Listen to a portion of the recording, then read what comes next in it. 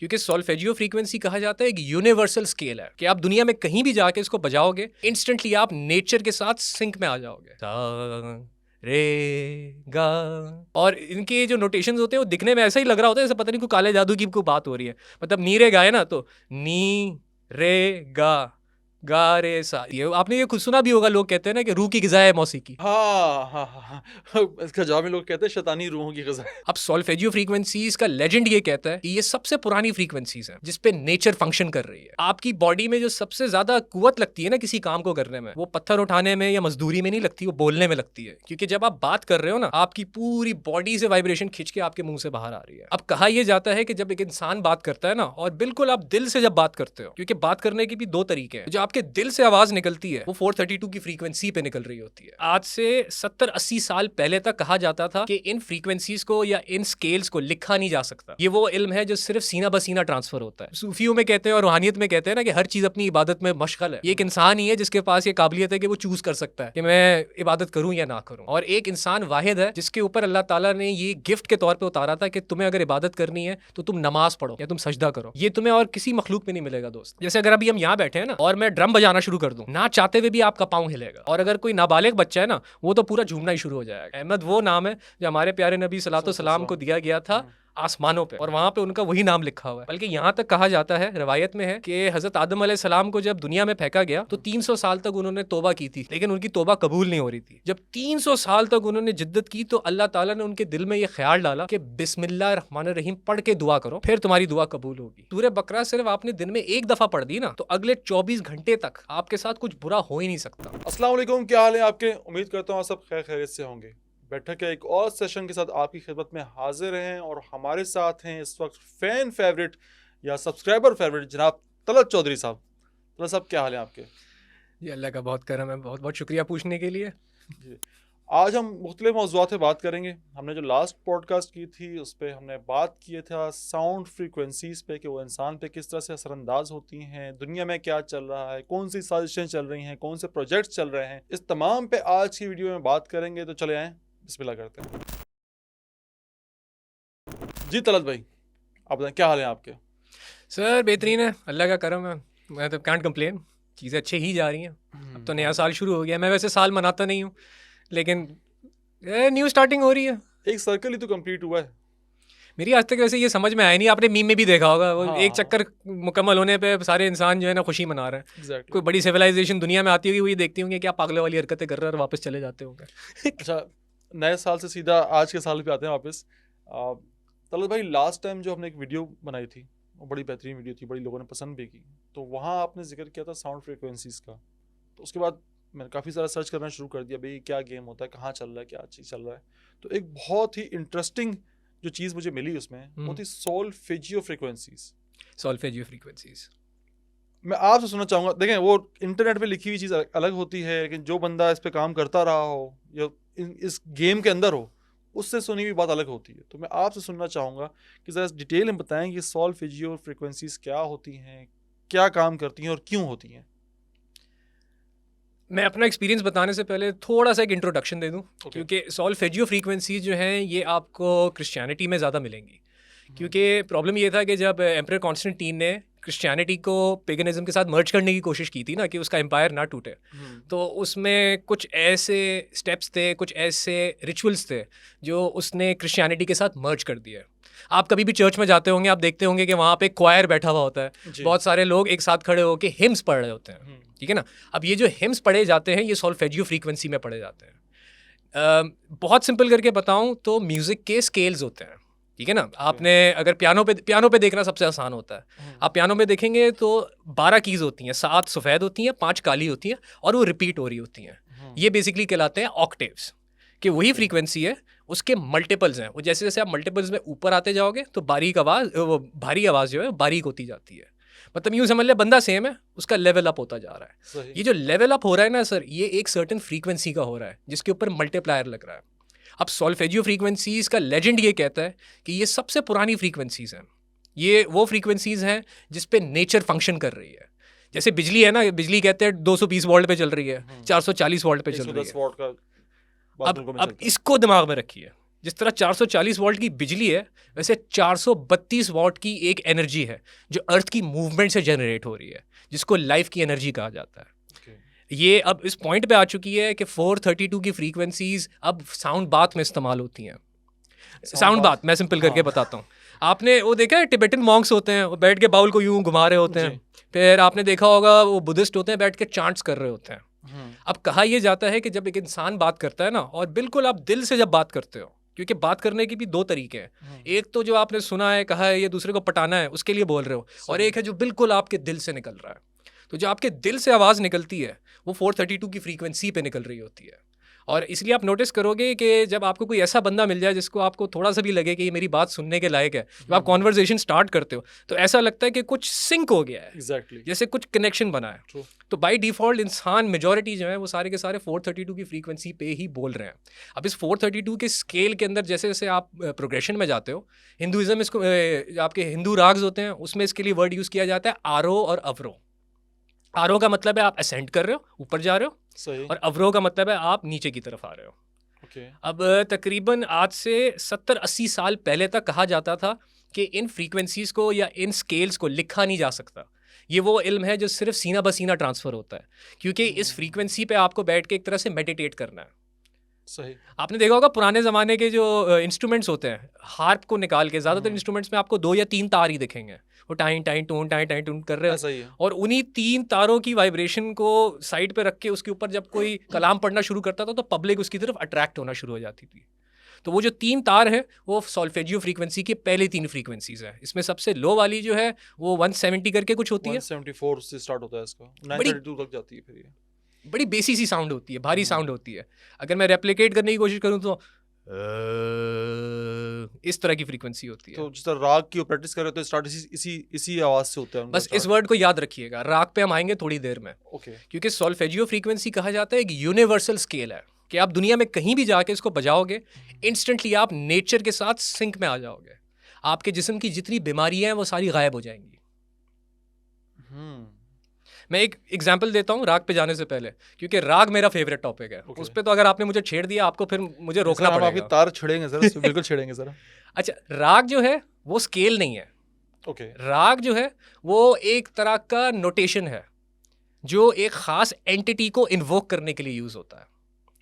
ठीक है, लेकिन जो सॉल्फेजियो फ्रीक्वेंसीज हैं वो पहले कहा जाता था कि 6 फ्रीक्वेंसीज हैं, और ये 6 फ्रीक्वेंसीज 15वीं to 17th सेंचुरी के बीच में गायब हो गई थी। मतलब ये इल्म होता है ना, जैसे एक ख़ास किस्म का इल्म है, वो आपसे छीन लिया गया था। तो इस पे वापस रिसर्च शुरू की गई है। आप ऑनलाइन जाके सर्च करोगे, बड़े बड़े जो म्यूज़िकल आपकी यूनिवर्सिटीज़ हैं, बर्कली वगैरह भी हो गई, वो लोग भी ये सॉल्फेजियो फ्रीक्वेंसीज अब पढ़ा रहे हैं। पहले कहा जाता था कि इसमें खाली 6 फ्रीक्वेंसीज हैं। ये फिर तकरीबन थोड़े अरसे के लिए ये नॉलेज कम्प्लीटली गायब हो गई। फिर जब वापस आई है तो वेस्ट ने इस पर बहुत रिसर्च की और रेनेसांस में इस पर बहुत रिसर्च की है। तो इन्होंने इनमें 3 फ्रीक्वेंसीज और जोड़ दी। अब ये 9 नोट्स का स्केल बन गया है। नॉर्मली एक स्केल होता है ना, वो 7 नोट्स का होता है। आपने सुना होगा सारे गामा पादा नीसा। हाँ, ठीक है ना। हाँ, तो मैं एग्जाम्पल के लिए आपको एक राग का देता हूँ। जैसे एमन है तो उसमें सा रे गा मा, इस तरह नहीं चल रहा है। इस तरह चल रहे हो तो आप बेसिक स्टैंडर्ड मूवमेंट कर रहे हो। अगर आपको इस राग की एंटिटी को एक्टिवेट करना है तो आपको इसका स्पेशल एक आरो अवरो या इसकी एक मूवमेंट होती है। एंटिटी से आपकी क्या मुराद है? सर एंटिटी से लिटरली मुराद मेरी एंटिटी ही है, क्योंकि बहुत सी ऐसी एंटिटीज़ हैं जिनको आप सिर्फ साउंड के ज़रिए अपनी तरफ राग़िब कर सकते हो, उनको अपनी तरफ बुला सकते हो। क्योंकि human body by default sound पे और वाइब्रेशन पे बेस्ड है। ऐसा ही है। आपकी बॉडी में जो सबसे ज़्यादा कुव्वत लगती है ना किसी काम को करने में, वो पत्थर उठाने में या मजदूरी में नहीं लगती, वो बोलने में लगती है। क्योंकि जब आप बात कर रहे हो ना, आपकी पूरी बॉडी से वाइब्रेशन खिंच के आपके मुंह से बाहर आ रही है। It is the most intense experience your body can go through. इसलिए आप देखेंगे जितने भी रिलीजन्स हैं, आप कोई भी रिलीजन उठा लो, पॉलीथीज़म उठा लो, मोनोथीज़म उठा लो, सब में प्रेयर का तरीका जो है वो वोकल ही है। अगर आप क्या कहते हैं, आप हिब्रू उठा लें, ठीक है, हिब्रू के अंदर जो चांट्स वगैरह हैं, इनकी स्पेसिफिक साउंड्स होती हैं। एक ख़ास इनकी हॉर्न की साउंड है, फिर एक ख़ास इनकी बेल की साउंड है। ये सारी की सारी अगर आप ट्रैक डाउन करना शुरू करो तो ये कहीं ना कहीं सॉल्फेजियो फ्रीक्वेंसीज पर ही बेस्ड हैं। अगर इनकी जैसे मंदिर में जाते हो घंटा जो बजाते हैं, वो यूजुअली कहते हैं या तो 417 की फ्रीक्वेंसी है या 528 की फ्रीक्वेंसी है। अब हम राग की तरफ आ सकते हैं। राग इस सॉल्फेजियो फ्रीक्वेंसी को लेता है ओके। और इसको वेरिएशन देता है। सॉल्फेजियो कह रहा है कि ये यूनिवर्सल है, कभी भी बजाओगे काम करेगी। लेकिन राग इस चीज़ की नॉलेज है कि सुबह का वक्त है, उस वक्त कौन सी फ्रीक्वेंसीज हैं जो डोमिनेंट है। जैसे एमन का राग है, कहते हैं सिर्फ ये मगरिब के वक्त बजाना चाहिए। अगर मैं आपसे ये कहूँ कि राग जो है बेसिकली सॉल्फेजियो का मैनुअल है कि इसको इस्तेमाल कैसे करना है। सर यही तो असली गेम है, इसको आप इस्तेमाल नहीं करते हो, ये आप पे हावी होता है। ओह, इसको इस तरह से समझ लें कि अगर आप सॉल्फेजियो की बात कर रहे हैं तो आप बात कर रहे हैं एक मैथमेटिकल प्रोसेस की, कि इस तरह ऊपर जाना है और इस तरह नीचे जाना है। और ज़्यादातर आप चर्चेस में जाओगे तो वो 2 या 3 नोट्स यूज़ कर रहे होते हैं, उसी के अंदर पूरे के पूरे उनके हिम्स यूज़ हो रहे होते हैं। लेकिन जब आप राग पे आते हो तो याद है मैंने आपको पियानो की एग्जांपल दी थी। जी। तो ये जो पैटर्न है, जैसे एमन जो है, एमन राग मुझे पर्सनली बहुत पसंद है, ठीक है। इसमें आपको गाने भी बहुत मिल जाएंगे, मतलब 80% आपको जो हैप्पी सॉन्ग्स मिलेंगे वो एमन में ही मिलेंगे। और ये कहा जाता है one of the most purest ragas है, मतलब ये एक प्योर इमोशन पे फोकस करता है, ये पीस के इमोशन पे फोकस करता है। अब अगर कोई म्यूजिशियन प्रैक्टिस कर रहा है तो हो सकता है वो मेरी बात से डिफर करे, मैं इतना डेप्थ में नहीं घुसा। लेकिन जब आप एक राग को उसके सही टाइम पे बजाते हो तो अकॉर्डिंग टू हिंदू लिटरेचर आपके लिए पोर्टल्स खुलना शुरू हो जाते हैं और वहाँ से आपके पास एंटिटीज़ आती हैं, और उन एंटिटीज से आप नॉलेज ले सकते हो, उन एंटिटीज से आप पावर्स ले सकते हो, बहुत सारी चीज़ें ले सकते हो इस तरह से। अच्छा, जैसे राग होता है ना, राग को एक मैस्कुलिन मेलेडी कहा जाता है, एक तरह से इसको एक तरह की मेलेडी कहा जाता है। जैसे अगर आपको एमन परफॉर्म करना है तो उसमें आप सारे गामा पा नहीं जाते हो, उसमें आप जाते हो नी रे गा रे सा पामा गा रे सा, ये पैटर्न है। अब इस पैटर्न में आपने जाना है और इसमें अब आपने क्रिएटिविटी कैसे डालनी है, आपने नी रे जा की जगह तुम दिल की धड़कन में, उसके ऊपर वर्ड्स प्लेस करना है। अच्छा, ये जो जितने भी गाने बनते हैं ये इस राग के पैटर्न से बनते हैं कि अनफॉर्चुनेटली ये इन रागों को अब्यूज करके बनते हैं, क्योंकि राग का एक डिसिप्लिन है सर, ठीक है ना। जैसे हमारे अगर हम मुसलमानों की तरफ आते हैं तो हमारे अंदर कव्वालियों का बहुत रिवाज है, ठीक है ना। अब अगर आप कव्वाली जेन्युइन किसी बंदे के पास सुनने जाओगे तो कव्वाली का माहौल बनाया जाता है, और प्रॉपर अगर जिक्र किया जा रहा है कव्वाली में तो कहते हैं वजू करके बैठो। वो इसीलिए कहते हैं क्योंकि जब आप इन रागों को छेड़ोगे ना तो इन फ्रीक्वेंसीज के अदर डिमेंशंस में भी बीइंग्स हैं, वो इस तरफ अट्रैक्ट होंगे, जिनको आप मलाइका भी कह सकते हो, जिन्नात भी कह सकते हो। अगर आप सही कंडीशन में अपने आप को साफ सुथरा पाक साफ करके नहीं बैठे हो ना, तो जब वो राग बजना शुरू होगा या तो आपका रो रो के बुरा हाल हो जाएगा, या इतने खुश हो जाओगे कि आप एक्सटेसी में चले जाओगे, पागलों की तरह नाचना शुरू कर दोगे। मैंने देखा यार, जब भी कव्वालियों के प्रोग्राम में गया हूँ ना, 4-5 बंदे होते हैं जिनको हाल चढ़ जाता है कि वो फ्रिक्वेंसीज ना उनका दिमाग बर्दाश्त नहीं कर पाता। लोग कहते हैं जिन में नहीं आता उनके ऊपर, मुझे लगता है कि वो फ्रिक्वेंसीज वो बर्दाश्त नहीं कर पाते, वो ऐसी हिट हो जाती हैं उनको कि वो फिर उल्टी सीधी हरकतें करते हैं, कोई लोटना पोटना शुरू कर देता है। ऐसा मैंने जिक्र की महफिलों में बहुत देखा है। जिक्र की महफिलों में भी इस तरह की फ्रिक्वेंसीज एक्टिवेट होती हैं कि बाज़ लोग जो कमज़ोर होते हैं वो अपना आपा खो देते हैं। लोग कहते हैं ये देखो जी इसको कुछ हो गया है, वो कांपना शुरू हो गया है, वो छलांगे मारना शुरू हो गया है। बट बेसिकली वो साउंड फ्रिक्वेंसीज एक हुमिंग साउंड होता है ना, लहू लहू, जब एक खास फ्रिक्वेंसी से बजना शुरू होता है, जब वो अपनी लय पकड़ लेता है तो फिर ये असर करती हैं चीज़ें। और अगर आप राग अप्लाई कर रहे हो, जैसे आप कव्वालियाँ अगर कभी सुनने गए हो तो कव्वाली 3 या 5 मिनट की नहीं होती, लंबी होती है वो सर। उसका सबसे पहले माहौल सेट किया जाता है। जैसे एक राग है ना, जैसे अभी मैंने एमन का जिक्र किया, अगर अरे ये बड़ा मज़ेदार पॉइंट है, हर जगह एक रूट नोट होता है। जैसे हम इस कमरे में भी बैठे हैं तो यूँ समझ लें इस कमरे का जो रूट नोट है, फॉर एग्जाम्पल वो सी मेजर है, ओके, ठीक है, या सी है, सी का नोट कहा जाता है। इसके अंदर जो भी स्केल बनाया जाएगा वो बड़ा प्योरिटी का स्केल होता है, मतलब सी का जो स्केल है और उसकी जो नोटेशन है, इनको कहा जाता है कि इनको बजाने से तुम ऐसे हो जाओगे जैसे नया पैदा हुआ हुआ बच्चा है, इतने प्योर हो जाओगे। इसको बजा भी वही बंदे सही से बजा सकते हैं जिनके अंदर वो प्योरिटी का एलिमेंट होता है। इसमें इतना सर गेम होता था कि आपके जो रेनेसांस के दौर के ज़्यादातर कंपोजर्स हैं ना, जो ज़रा रेसिस्ट किस्म के होते थे, वो सिर्फ बजाते ही पियानो की वाइट कीज थे। जैसे आपका जो सी मेजर का स्केल है, जो पहली 7 कीज है ना वाइट वाली, ये ना डा डा डा डा डा डा डा डा, ये सी मेजर का स्केल है। ऐसा क्यों करते थे वो? इसलिए क्योंकि जो वाइट कीज हैं वो कहते थे ये वाइट कलर की हैं तो इसलिए अच्छी हैं, और ये ब्लैक वाली कीज है क्योंकि ये ब्लैक है तो ये ईवल है, जबकि ऐसा कुछ है नहीं। जो आपका वेस्टर्न स्केल सिस्टम है ना, उसमें बेसिकली फ्रीक्वेंसीज का जो गैप है इसको कहा जाता है 1 स्टेप और हाफ स्टेप का गैप। तो यूँ समझ लें कि अंग्रेज़ जो है ना वो या तो हाफ स्टेप जाता है या वन स्टेप जाता है। लेकिन जब हम हमारी ये हिंद की तरफ आते हैं या सऊदी अरब की तरफ भी अगर आप जाओ, अरब के जो राग है, अरबी राग है, वो मल्टीपल के फ्रैक्शंस में चले जाते हैं। 1/25, 1/33, इस तरह से इतने बारीक बारीक फ्रैक्शंस में जा रहे होते हैं। इसलिए सर कोई रिसेंटली कोई मेरे ख्याल से 3 मुश्किल से 15 या 20 साल पहले ही इस तरह के लोग आए हैं जो कि इन रागों को लिख पाए हैं, इनकी नोटेशंस बना पाए हैं, वरना इनकी कोई नोटेशन ही नहीं बना पाता था। आपको किसी उस्ताद के पास जाके, किसी बड़े क्या कहते हैं, किसी कव्वाल के पास या किसी घराने में जाके बैठ बैठ के सुन के उसको ओरली याद करना पड़ता था। कोई तरीका ही नहीं था लिखने का। ये बहुत रीसेंट डिस्कवरी है। और इनके जो नोटेशंस होते हैं वो दिखने में ऐसा ही लग रहा होता है जैसे पता नहीं कोई काले जादू की कोई बात हो रही है। मतलब नी रे गाए ना तो नी रे गा रे सा, इस तरह से अजीब अजीब किस्म के कॉम्प्लेक्स पैटर्न्स हैं और डिज़ाइंस हैं। और ये ज़्यादातर डिज़ाइंस और पैटर्न्स आपको हिंदू मंदिरों के अंदर भी लिखे हुए दिखेंगे। वहाँ पे उनके आपका कभी इत्तेफाक हुआ है मंडालास को देखने का? मंडालास नहीं सर आपने ज़रूर देखा होगा, शायद आपने ये नाम ना सुना हो। नाम नहीं सुना मैंने, इसलिए मैं हाँ नहीं किया कि मुझे पता नहीं ये नाम कि क्या चीज़ें मंडाला। आपने देखे वो बुद्धिस्ट होते हैं, वो बैठ के ना वो कलर के साथ ना बड़े कॉम्प्लेक्स किस्म के सर्कुलर डिज़ाइंस बना रहे होते हैं। समझ गया। जो दिवाली पे भी बनाए जाते हैं, दिवाली पे भी बनाए जाते हैं। कुछ बोलते हैं, मुझे नाम याद नहीं आ रहा, इससे कुछ और भी बोलते हैं इसको। इनको मंडालास कहा जाता है। जो आप इंडियंस की तरफ जा रहे हो, मैं उसका नाम भूल गया क्या कहते हैं, बट ये पता है क्या बना रहे हैं? ये उस साउंड का विजुअल रिप्रेजेंटेशन बना रहे हैं जिस साउंड से मैंने मोनास्ट्रीज में देखा है ये। सर आपको हर जगह मिलेगा। हाँ, मोनास्ट्रीज में देखा है मैंने ये। आपको ये मुसलमानों में नहीं मिलेगा। हाँ। मुसलमान ये नहीं करते। मुसलमान क्या करेंगे, वो सेक्रेड ज्योमेट्री को उठाते हैं। Sacred geometry basically visual patterns हैं। वो पैटर्न्स हैं जो कि लाइफ में या फिर रियलिटी में रिपीट हो रहे हैं, जिससे लाइफ क्रिएट हो रही है।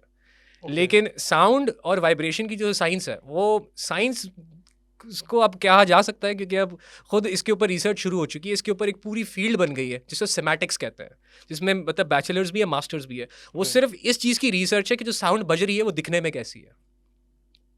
ओह, ठीक है ना। अब मुसलमान जो है वो जब रिसर्च करने में घुसते हैं तो वो कोशिश करते हैं ऐसी चीज़ों को आगे प्रोपेगेट किया जाए जिससे कोई नुकसानात ना हो। ऐसी चीज़ें जो आपको पॉजिटिव ही दें, जो आपको अच्छी वाइब्स ही दें। इसलिए मुसलमान जितना भी आर्किटेक्चर मिलेगा ना, उसमें सेक्रेड ज्योमेट्री को यूज़ किया हुआ है। लेकिन इस्लाम से पहले के जितने भी रिलीजन्स हैं, यहाँ तक कि इस्लाम के भी कुछ सर्टन सेक्ट्स हैं, कुछ सूफ़ी तरीके हैं जिनमें आपको आसानी से इजाज़त नहीं मिलती जाने की, जिसके लिए आपको पहले बहुत वेट करना पड़ता है, बहुत ट्रेनिंग लेनी पड़ती है।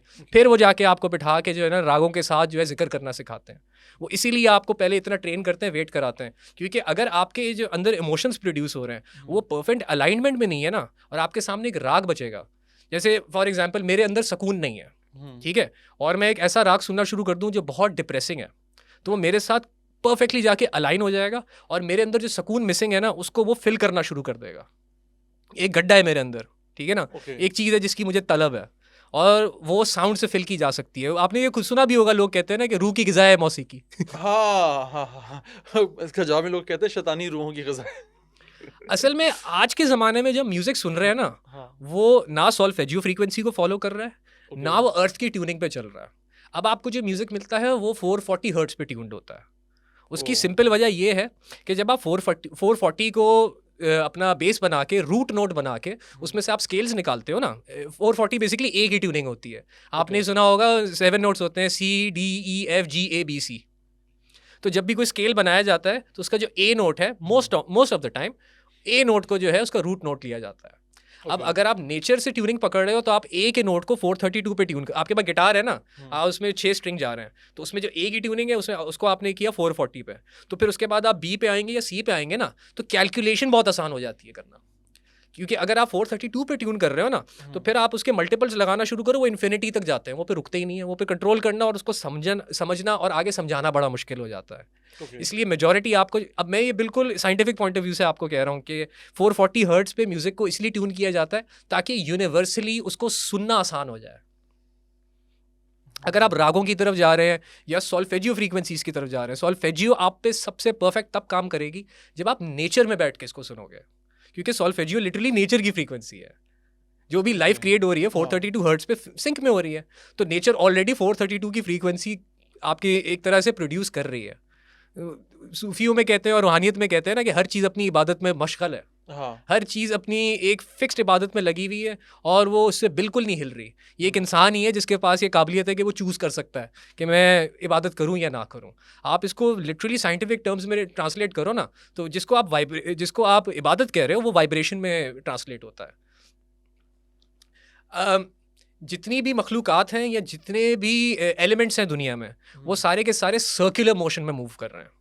और एक इंसान वाहिद है जिसके ऊपर अल्लाह ताला ने ये गिफ्ट के तौर पे उतारा था कि तुम्हें अगर इबादत करनी है तो तुम नमाज पढ़ो या तुम सजदा करो। ये तुम्हें और किसी मखलूक में नहीं मिलेगा दोस्त। तुम्हें इसलिए नहीं मिलेगा क्योंकि जो यूनिवर्सल तरीका है इबादत करने का या वाइब्रेशन से मैटर को क्रिएट करने का, वो सर्कमफेरेंस के इर्द गिर्द घूमने को कहते हैं। आप जितना मूवमेंट अपनी सर्कुलर रखोगे, ऑक्टेवल रखोगे, उतनी आसानी से आप मैटर को क्रिएट कर पाओगे। यहाँ मैं थोड़ा सा वैसे सूडो साइंस की तरफ भी जा रहा हूँ।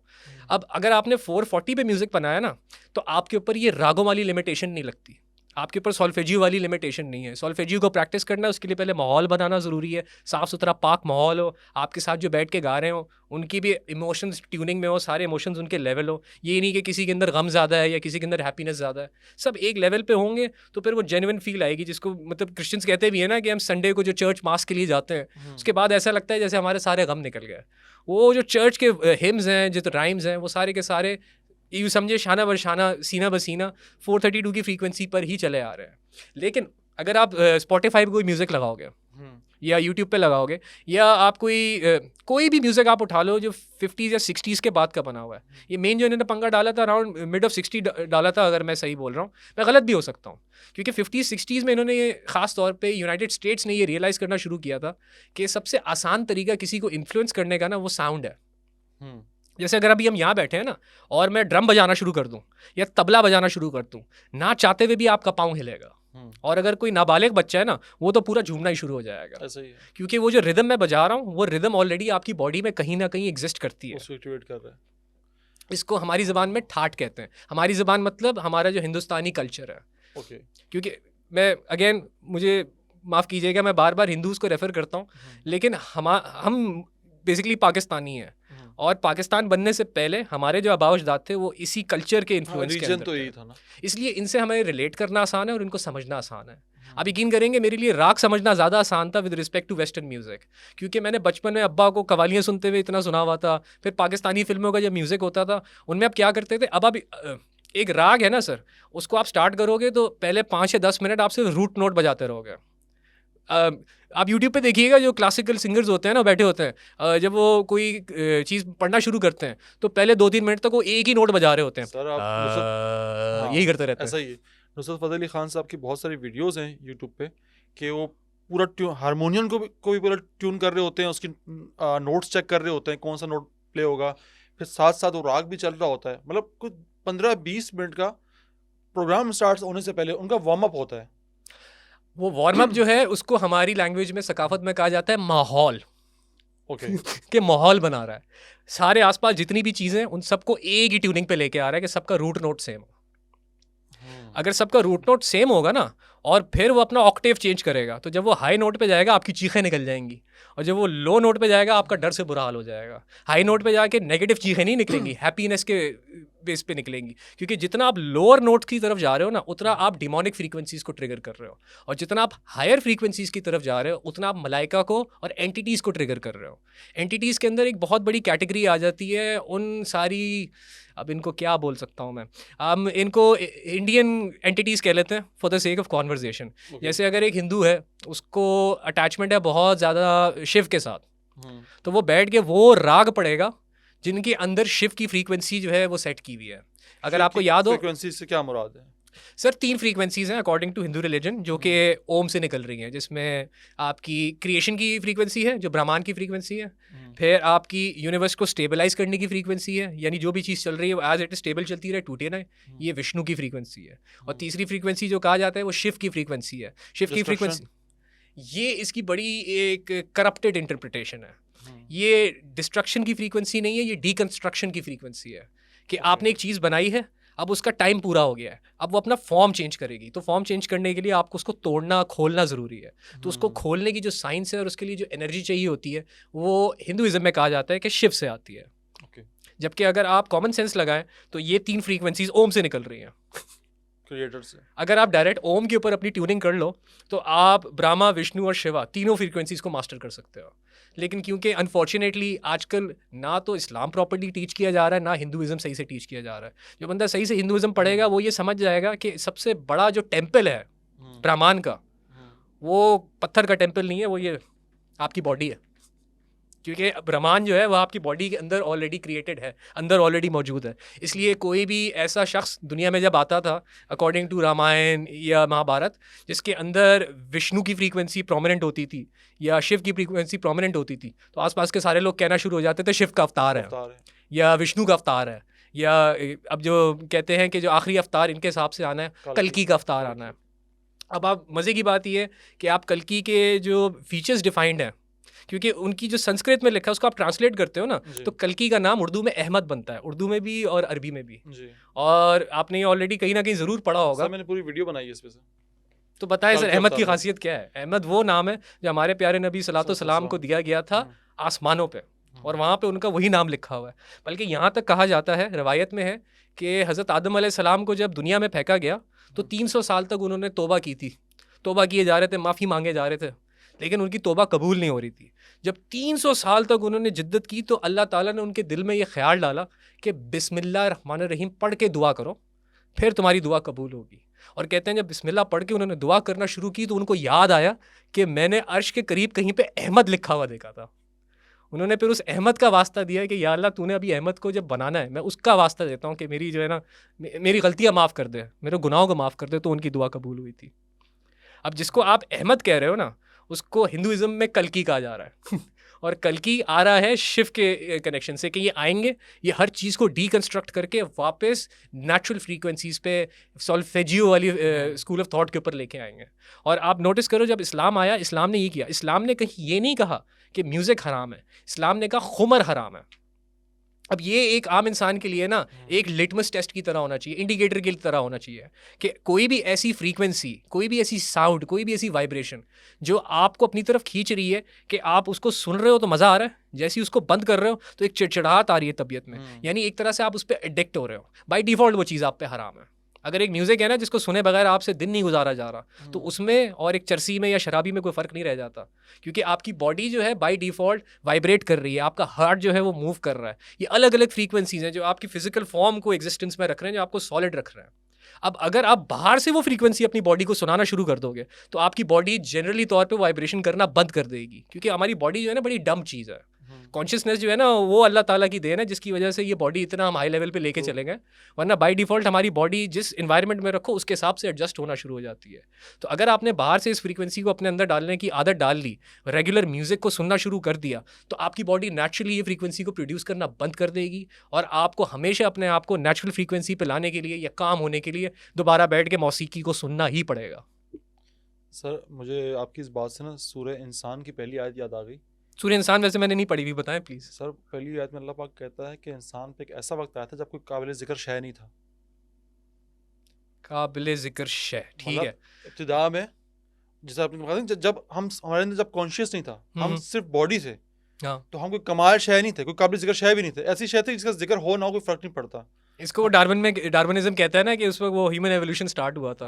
ये डायरेक्ट मेरे हिसाब से वहाँ पे जाके कनेक्ट करता है, क्योंकि हज़रत आदम अलैहिस्सलाम की तो तख्लीक ही जन्नत में की गई है, लेकिन उस वक्त भी अगर आप दुनिया में इंसान नुमा ये इंसान मखलूक थी, आप अगर डीएनए को उठा के खोल के देखें ना सर, किसी भी लिविंग बीइंग के डीएनए को उठा के देखें तो इवेंचुअली वो डबल हीलिक्स की तरफ ही जा रहा है। हर एक मखलूक जो क्रिएट हुई है उसका इवेंचुअल एवोल्यूशन का जो पीक है वो ये है कि वो ह्यूमनॉइड फॉर्म में या होमो सेपियन फॉर्म में आ जाए।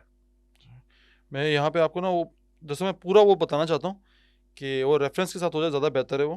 सर प्लीज़ करें, क्योंकि मेरी इतनी नॉलेज नहीं है जितना पब्लिक एक्सपेक्ट करती है। मैं खुद एक्सप्लोर ही कर रहा हूँ अभी भी जिंदगी में। सीन ये है कि काजी साहब गए में पाकिस्तान काजी साहब साथ में होते हैं ना, डबल चेक हो जाता है कि डबल चेक उसी वक्त हो जाता है। और यहाँ मसला ये है कि बाज़ औक़ात कुछ हजरात होते हैं, सब तो नहीं, कुछ हजरात होते हैं कि जो वो मतलब नहीं समझते चीज़ों का और सिर्फ नेगेटिव चीज़ों पे लेके चले जाते हैं। तो मैं चाह रहा हूँ कि उनको वो चीज़ ना मिले कि यार ये बात की, इस तरह से बात की। सर आपने नेगेटिव की बात की ना, मैं आपके चैनल का एक तरह से अब फ़ैन भी हुआ हूँ। आपने ज़्यादातर जो स्टार्टिंग में वीडियोस बनाई थी वो वही दज्जाल के ऊपर और इस तरह की बुक्स के ऊपर कराई थी। तो एक वीडियो आपने फ्रीमेसन्स इल्यूमिनाटी पे भी बनाई थी। जी सर आपकी नॉलेज में ये डेफिनेटली होगा। मैं सिर्फ अपने रिवीजन के लिए पब्लिक के लिए यहाँ पे बोलना चाहूँगा कि जिस तरह से फ्री मेसन्स का एक पूरी सीक्रेट सोसाइटी है ना, उसी तरह मुसलमानों की भी पूरी सीक्रेट सोसाइटी है, जो औलिया कराम का पूरा नेटवर्क जो कहलाता है, जिसमें टॉप के ऊपर आपका गौसे आज़म होता है, उसके नीचे पर कुतुब और अब्दाल होते हैं। और ये पूरा नेटवर्क कहा जाता है कि जब हजूर सल्लल्लाहु अलैहि वसल्लम का इंतकाल हुआ तब एक्टिवेट हुआ, क्योंकि अब हमारे पास और पैगंबर नहीं आएंगे, उन्होंने नॉलेज को कंप्लीट कर दिया हुआ है। सर आप पहले तो सर आप एक रेफरेंस देने वाले थे, प्लीज़ वो बताइए। मैं रिकन्फर्म करना चाह रहा था, सूरह इंसान की पहली आयत तो बिल्कुल यही था कि इंसान पे एक वक्त आया कि जब वो कोई काबिल जिक्र शय नहीं था, कि भाई अगर से बॉडी में कोई कमाल नहीं है, हमसे बेहतरीन बॉडी शायद किसी गोरिल्ला की होगी, ताकतवर है, फ्लेक्सिबल है। इंसान की बॉडी तो ना फ्लेक्सिबल इतनी ज़्यादा है ना ताकतवर इतनी ज़्यादा है। इंसान की बॉडी को या इंसान की ज़ात को कोई चीज़ अगर बेहतरीन बना रही है किसी और मखलूक से, तो वो कॉन्शियस है, आपकी कॉन्शियसनेस है। बाकी ना हम मछली से बेहतर तैर सकते हैं ना हम शाहीन से बेहतर उड़ सकते हैं, ना चीते से तेज़ भाग सकते हैं, ना शेर से ऊंची हमारी धाड़ है। तो किस चीज़ का गरूर और अकड़ है हमारे में? सिर्फ और सिर्फ कॉन्शियस। और हम अकल, कॉन्शियस, अकल जिसे कहते हैं ना, अफसोस की बात कितनी है कि ना सिर्फ अकल बल्कि स्पिरिचुअलिटी भी आपकी, कि बियॉन्ड द व्हील आप सोचते हो। एक इंसान वाहिद है, हमारी महदूद अकल के मुताबिक इंसान एक वाहिद एक ऐसी शय है कि जो सोचता है कि यार ये वो जो सितारा चमक रहा है वहाँ कौन होगा, उसके इर्द गिर्द कौन से सैयारे होंगे। किसी बंदर को ये ख्याल नहीं आता ना बंदर ने आज तक ये तक वो दुआ की है कि भाई हम ज़रा जाएं ना, ज़रा इस ज़मीन की हदूद से बाहर निकलने की कोशिश करें ना। ये इंसान ही है। और ये तमाम मखलूक़ात जिनकी आप बात कर रहे हो, मैमल्स हो गए, एम्फिबियंस हो गए, ये अपनी इन्वायरमेंट से बाउंड है जी। ये अगर इन्वायरमेंट से बाहर निकलते तो इनकी सर्वाइवल का प्रॉब्लम हो जाता है। जबकि इंसान एक वाहिद मखलूक है जिसको किसी भी इन्वायरमेंट में लेके जाओ, एक दो नस्लें शायद ऊपर नीचे मसले करें, लेकिन तीसरी या चौथी नस्ल के बाद जो है परफेक्ट इन्वायरमेंट के हिसाब से सिंक्रोनाइज हो जाता है। सर जी, आप एक दो नस्ल तक ना जाएं, आप हर 3 महीने बाद खुद को इवॉल्व करते हो। मौसम तब्दील होता है, जैकेट पहन ली, गर्मी आई जैकेट उतार दी, और गर्मी आई एसी ईजाद कर लिया, बहुत सर्दी आई हीटर ईजाद कर लिया। हम माहौल की वजह से ट्रैवलिंग नहीं कर रहे। अब कहने को तो 2-3 डिग्री का चेंज होता है ना, पर अगर आज 32 डिग्री है और कल से अचानक 29 डिग्री आ जाए, कितनी सारी मखलूक़ात मर जाएंगी।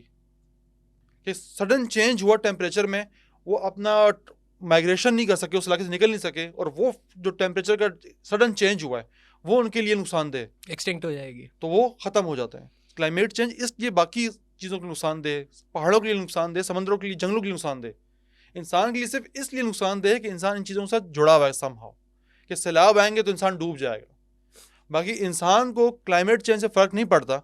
बहुत गर्मी पड़ेगी वो और ज़्यादा ठंडी चीज़ बना लेगा, जितना लंबा हो सके वो सर्वाइव कर लेगा। कि हमारा जो दुनिया में मकसद ये है ना, वो क्या है? आजमाइश है, सर्वाइवल है। सर ट्रेनिंग है आपकी। हाँ, जब तक आप इस बॉडी में कैद हो ना, वो कहते हैं ना मोमिन के लिए ये जेल है, वो इसीलिए है क्योंकि आप जो चीज़ करना चाहते हो वो इस बॉडी में रहते हुए आप कर ही नहीं सकते, वो प्रैक्टिकली इम्पॉसिबल है। आप जो अचीव करना चाहते हो उसके लिए सबसे पहले तो आपको इस बॉडी से जान छुड़ाने की ज़रूरत है। हम टॉपिक से काफ़ी बाहर चले गए, let me bring us back to the topic. एक चीज़ और ऐड करना चाहूँगा प्लीज़, कि आपने जो बात की ना कि वो पहले नोट सेट करते हैं, कोई प्रोग्राम, कवाली का प्रोग्राम हो या कुछ भी हो। मैं एक और चीज़ आपसे शेयर करना चाहूँगा कि मैंने 2-3 कॉन्सर्ट्स जो है ना वो गया हूँ, मैंने देखी हूँ वहाँ जाके कि क्या फ़ील क्या होता है उसका। और एक अजीब बात है कि अगर जो शख्स, कि मेरे एक दोस्त हैं वो दुनिया में जहाँ भी बड़ा कॉन्सर्ट होता है तो वो लाजमी जाते हैं, उनको आदत हो गई है। कॉन्सर्ट में जाने का आदी हो जाए ना, उसको टेप का म्यूज़िक मज़ा ही नहीं देता है। लाइव म्यूज़िक, ये जितनी फ्रिक्वेंसीज एक्टिवेट होती हैं ना, ये लाइव म्यूज़िक पे होती हैं। जी सर। लाइव म्यूज़िक और दूसरे म्यूज़िक में ज़मीन और आसमान का फ़र्क है कि वहाँ ऐसी कौन सी फ्रिक्वेंसीज बज रही होती हैं कि इंसान बेखुद हो जाता है, लड़कियाँ पागल हो जाती हैं, बंदे कपड़े फाड़ लेते हैं अपने। माइकल जैक्सन का देख लें, वही गाना घर में बैठ के माइकल जैक्सन का सुनेंगे, आपको कुछ फील नहीं आएगा। लेकिन उसके कॉन्सर्ट में क्या हो रहा है भाई, लड़कियाँ पागल बेहोश होकर गिर रही हैं, मर रहे हैं लोग। अरे सर आज तक मर रहे हैं। वो जिस लेवल पे माइकल जैक्सन काम करके गया, अभी तक उसका कंपटीशन पे कोई आया नहीं है। या फिर एक और वो जो उसको बहुत बड़ा शैतानी सिंगर कहता हूँ मैं, ट्रेविस स्कॉट को।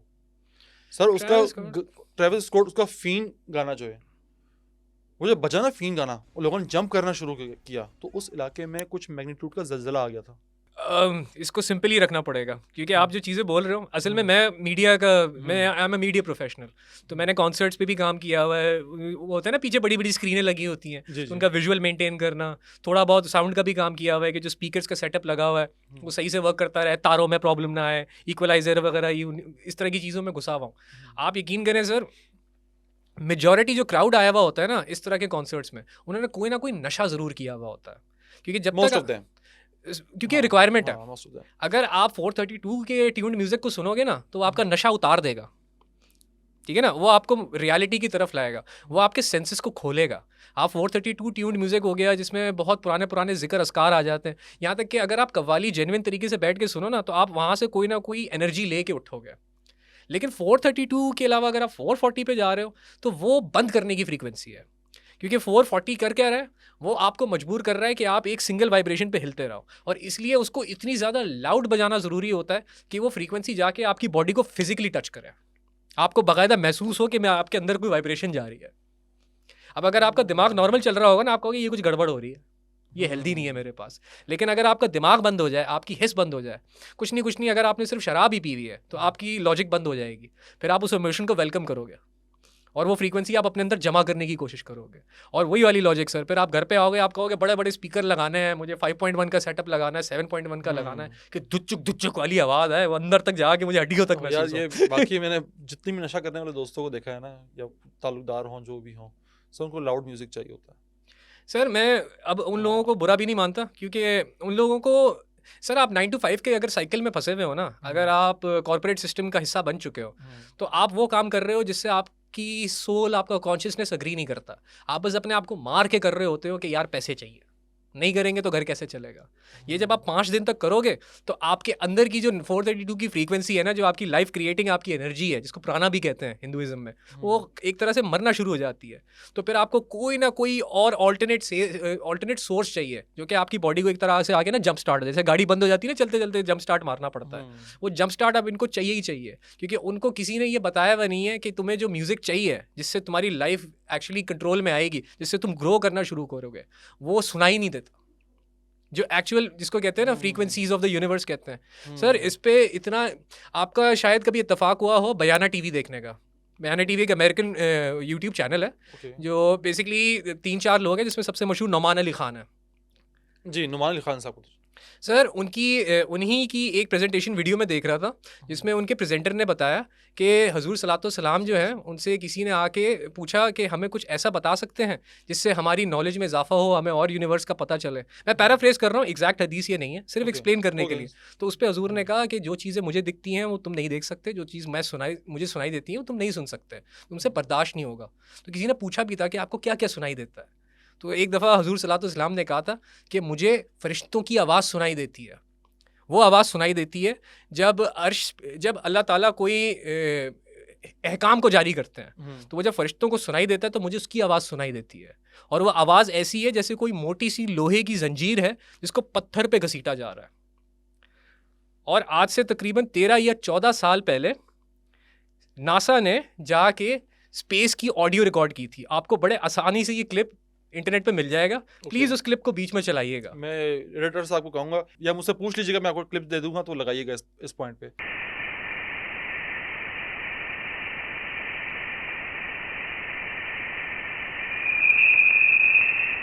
अब वो जो वाइब्रेशन की साउंड है, जो नेचर की, जो आपकी यूनिवर्स की साउंड है, वो आम कान से सुनाई नहीं देती। तो उन्होंने उस साउंड को कैप्चर करके, ऑक्टेव याद है ना सर, यूँ समझ लें कि एक हारमोनियम होता है, उसमें 2.5 ऑक्टेव होता है। हमारे नुसरत फ़तेह अली खान साहब थे, उनके गले में 7-8 ऑक्टेव थे, इसलिए से इतना भारी ऊपर नीचे मूव करते थे। तो इंसान का कान है ना, वो 7वें या 8वें ऑक्टेव से ऊपर सुन नहीं सकता। तो ये वाली जो साउंड थी, यूनिवर्स की जो साउंड थी, ये चल रही थी कि 25वें 30वें ऑक्टेव में। उनको वो नीचे कर करके लाए कि ऑडिबल रेंज में आए।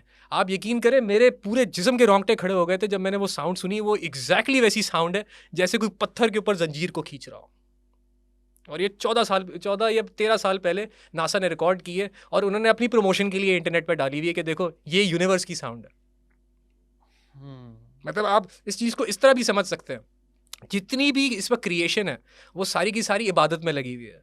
अगर इसको हम साइंटिफिक टर्म में लेके आए तो हर चीज़ अपने फिक्स्ड मूवमेंट ऑर्बिट की वजह से मैटर क्रिएट कर रही है। तो इस वक्त जितने भी फरिश्ते हैं वो सारे के सारे एक फिक्स वाइब्रेशन में चल रहे हैं। जैसे ही अल्लाह ताला का अहकाम जारी हुआ तो वाइब्रेशन चेंज हो गई, और वो चेंज होने की वजह से एक साउंड क्रिएट होती है जो हुजूर सल्लल्लाहु अलैहि वसल्लम अपनी ज़िंदगी में सुन पाते थे। अगर हम इसको थोड़ा और पीछे लेके जाएं और हज़रत दाऊद अलैहिस्सलाम के दौर में ले जाएं, आपने बहुत अच्छा तो किया ये जब नाम लिया। वो ज़बूर पढ़ते थे, वो कहते हैं उनकी आवाज़ इतनी प्यारी खूबसूरत थी कि वो इस तरह इस फ्रीक्वेंसी में वो अल्फाज अदा करते थे कि दरख्त और पहाड़ तक भी लहलहाने लगते थे। वो जिक्र किया करते थे। अच्छा, मुझे आज से 1-1.5 साल पहले तक ज़्यादातर लोगों से सुनने में ये मिलता था कि जो राग है वो हज़रत दाऊद अलैहिस्सलाम की ईजाद है कि उन पे नाजिल हुए थे, और उन्होंने जो सबसे पहला इंस्ट्रूमेंट बनाया था वो बांसुरी बनाई थी। अपेरेंटली ये झूठ है। हाँ। ये एक तरह का कंस्पिरेसी है जो फैलाई गई है Exactly. म्यूज़िक को प्रमोट करने के लिए। क्योंकि मैं रिसेंटली डिटेल में रिसर्च करने घुसा तो मुझे पता चला है कि आबील और काबील, ये जो 2 कबीले थे, काबील का कबीला जब ज़मीन में गए थे ना, तो उनके पास जब शैतान आया, पहले इंसान के रूप में आया, और उसने यही कहा कि मैं आबील के साथ मेरी ट्यूनिंग वगैरह सेटिंग बन नहीं रही है, मैं आप लोगों के साथ रहना चाहता हूँ, मैंने उनके साथ वक्त गुजारा है, तो मैं उनके सारे राज आपको बता दूंगा। तो काबिल ने कहा सही है भाई, वहाँ का बंदा मिल गया, स्पाई मिल गया, हमारे पास डेटा आ जाएगा वहाँ का। उन्हें साथ बैठाया, तो शैतान ने उनके साथ थोड़ा वक्त गुजारने के बाद, ये लोग असल में शाम में रात में बैठा करते थे, फायर, वो क्या कहते हैं ना, आग जला के बैठते थे, जो आज तक आपको ज़्यादातर ये कॉन्सर्ट्स में कल्चर मिलेगा कि शाम में या रात में शुरू करते हैं, और यूजुअली एक बहुत शार्प लाइट होती है जहाँ पे डीजे या म्यूजिशियन बैठे होते हैं, सब उसके गिर्द बैठे होते हैं। तो रवायत ये कहती है कि शैतान ने उस माहौल में आके बैठ के सबसे पहला इंस्ट्रूमेंट जो बनाया वो बांसुरी का बनाया जी। और उस बांसुरी पे उसने जो फ्रीक्वेंसीज बजाना शुरू की तो सारे झूमना शुरू हो गए। और लिटरली आपके मेजॉरिटी जो पॉलीथियस्टिक रिलीजन्स हैं, आप अफ्रीकन रिलीजन्स को उठाओ, उनके जो आपके एबोरिजिनल्स हैं उनको भी उठाओ, इनकी आपको सर ऑनलाइन बहुत डॉक्यूमेंट्रीज और वीडियोस मिलेंगी जिनसे रिसर्चर्स इनसे जाके पूछते हैं कि तुम ये बैठ के क्या किए जा रहे हो, तुम लोग हर शाम में रात में बैठते हो, वही आग लगाते हो, उसके गिर्द रिंगाला लूंग करके डांस करते हो, और उनके पास पुराने पुराने इंस्ट्रूमेंट्स हैं। बल्कि मुझे रिसेंटली पता चला था कि अफ्रीकन पुराने जो ट्राइब्स हैं उनके कुछ ऐसे इंस्ट्रूमेंट्स हैं जो हड्डियों से बनाए जाते हैं, और उनका यूएस उधर अफ्रीका से बाहर ले जाना बैंड है। मतलब वो इंस्ट्रूमेंट आप अफ्रीका से बाहर नहीं ले जा सकते, अगर पता लग जाए तो आपके ऊपर इतना खतरनाक फाइन लगेगा, मतलब आपके जीने के लाले पड़ जाएंगे। और वो इस तरह के इंस्ट्रूमेंट्स हैं कि आप उनकी साउंड सुनो ना तो कहीं ना कहीं वो बांसुरी से मैच करती हुई ही साउंड आती है, क्योंकि वो कर क्या रहे हैं, जो मटीरियल है जिसके अंदर उन्होंने सुराख करके ये सारी जो है कैलकुलेशंस की हुई हैं, अगेन उसके ऊपर आपको 5 से 6 ही सुराख मिलेंगे मैक्सिमम जो मिलेंगे। अगेन याद रखिएगा सॉल्फेजियो को, तो वो उस मटेरियल की जो रेजोनेंस है उसको सॉल्फेजियो के साथ मिक्स करके एक नई फ्रीक्वेंसी क्रिएट करने की कोशिश कर रहे हैं, जो कि उनके हिसाब से नेचर की फ्रीक्वेंसी है। और उनसे पूछो ना कि आप ये क्यों कर रहे हैं, तो वो कहते हैं कि जब हम ये साउंड बजाते हैं तो हमारे जो एंसेस्टर्स हैं, हमारे आबा व अजदाद, वो वापस आके हमसे कम्युनिकेट करते हैं। बेसिकली वो जिन्नात होते हैं। ये आपने बहुत अच्छा टॉपिक छेड़ा। वो शैतानी जिन्नात होते हैं, क्योंकि इस पे मैंने एक वीडियो बनाई है बर्थ ऑफ इविल के नाम से, कि शैतान ने किस तरह, हाँ सही है, मैंने देखी है, बर्थ ऑफ इविल के नाम से, आपकी वाली वीडियो, फ्रॉम हज़रत आदम अलैहिस्सलाम टू हज़रत नूह अलैहिस्सलाम के दरमियान के जो वाक़यात हैं, इसराइली रवायात हैं, इस्लामी रवायात हैं, उन तमाम को मिक्स करके एक स्टोरी क्रिएट की, और उस पर मैंने वीडियो बनाई है। वो लिंक डाल देंगे एडिटर साहब अगर अभी जाग रहे हुए देख रहे हुए तो उसमें बड़े तफसील से चीज़ बताई है कि किस तरह बांसुरी से नाच गाने से महफिलें, उसके बाद मखलूत महफिलें, वो मिलाप होना, फिर वहाँ से जाना हाबील वालों के पास, और वहाँ जाके उनको कहना कि यार नीचे तो बड़ा रौनक लगा होता, तुम लोग यहाँ क्या कर रहे होते हो यहाँ पे। वही ना, उनकी औरतें इतनी खूबसूरत थी कि वो नीचे आए तो वो वहीं के फैन ही हो गए। हाँ। और आई थिंक जिना की जो स्टार्टिंग है वो यहीं से हुई थी। हाँ। यहाँ सबसे पहले जिना का जो है वो जुर्म अदा हुआ। हाँ। अब सर इसको थोड़ा सा मैं क्या कहते हैं, ये थोड़ा सा मैं कंस्पिरेसी की और सूडो साइंस की तरफ लेके जाना चाहूँगा, क्योंकि मेरी रिसर्च ने मुझे ये बताया कि ये जो काबिल का कबीला था, ठीक है, इन्होंने ये जब साउंड की मेडिटेशन या साउंड को एज एन इबादत लेना शुरू किया तो इनके पास डाइटीज आना शुरू हो गई।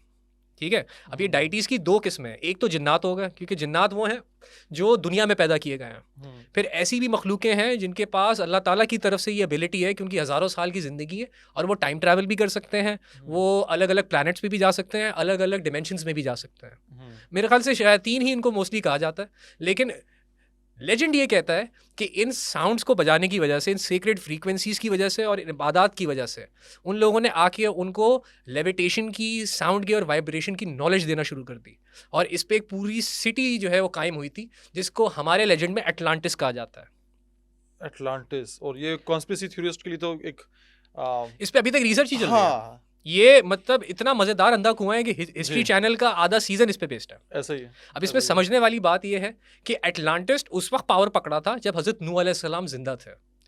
अब एटलांटिस है जिसके पास पूरे यूनिवर्स की इतनी कॉम्प्लेक्स और माइन्यूट टेक्नोलॉजी है कि वो यहाँ बैठ के एक वाइब्रेशन मारते हैं तो उनकी रूह जो है 2-3 यूनिवर्सेस घूम के वापस आ जाती है। अब ये पावर आपके पास है और अल्लाह ताला का नबी आपके पास आके कहेगा कि तुम जो कर रहे हो ये गलत है, अल्लाह ताला की राह की तरफ वापस आओ, तो कौन मानेगा? याद है हज़रत नूह अलैहिस्सलाम के बेटे ने क्या कहा था? मैं पहाड़ पे जाके बैठ जाऊंगा, मुझे ये चीज़ हिट नहीं करेगी। सर ऐसे स्पेसिफिक राग हैं जो सिर्फ पहाड़ पे बैठ के गाए जाते हैं, क्योंकि पहाड़ की फ्रीक्वेंसी से जब तक आपका वो राग मैच नहीं होगा ना, वो एंटिटी एक्टिवेट नहीं होगी और आपके पास आएगी नहीं।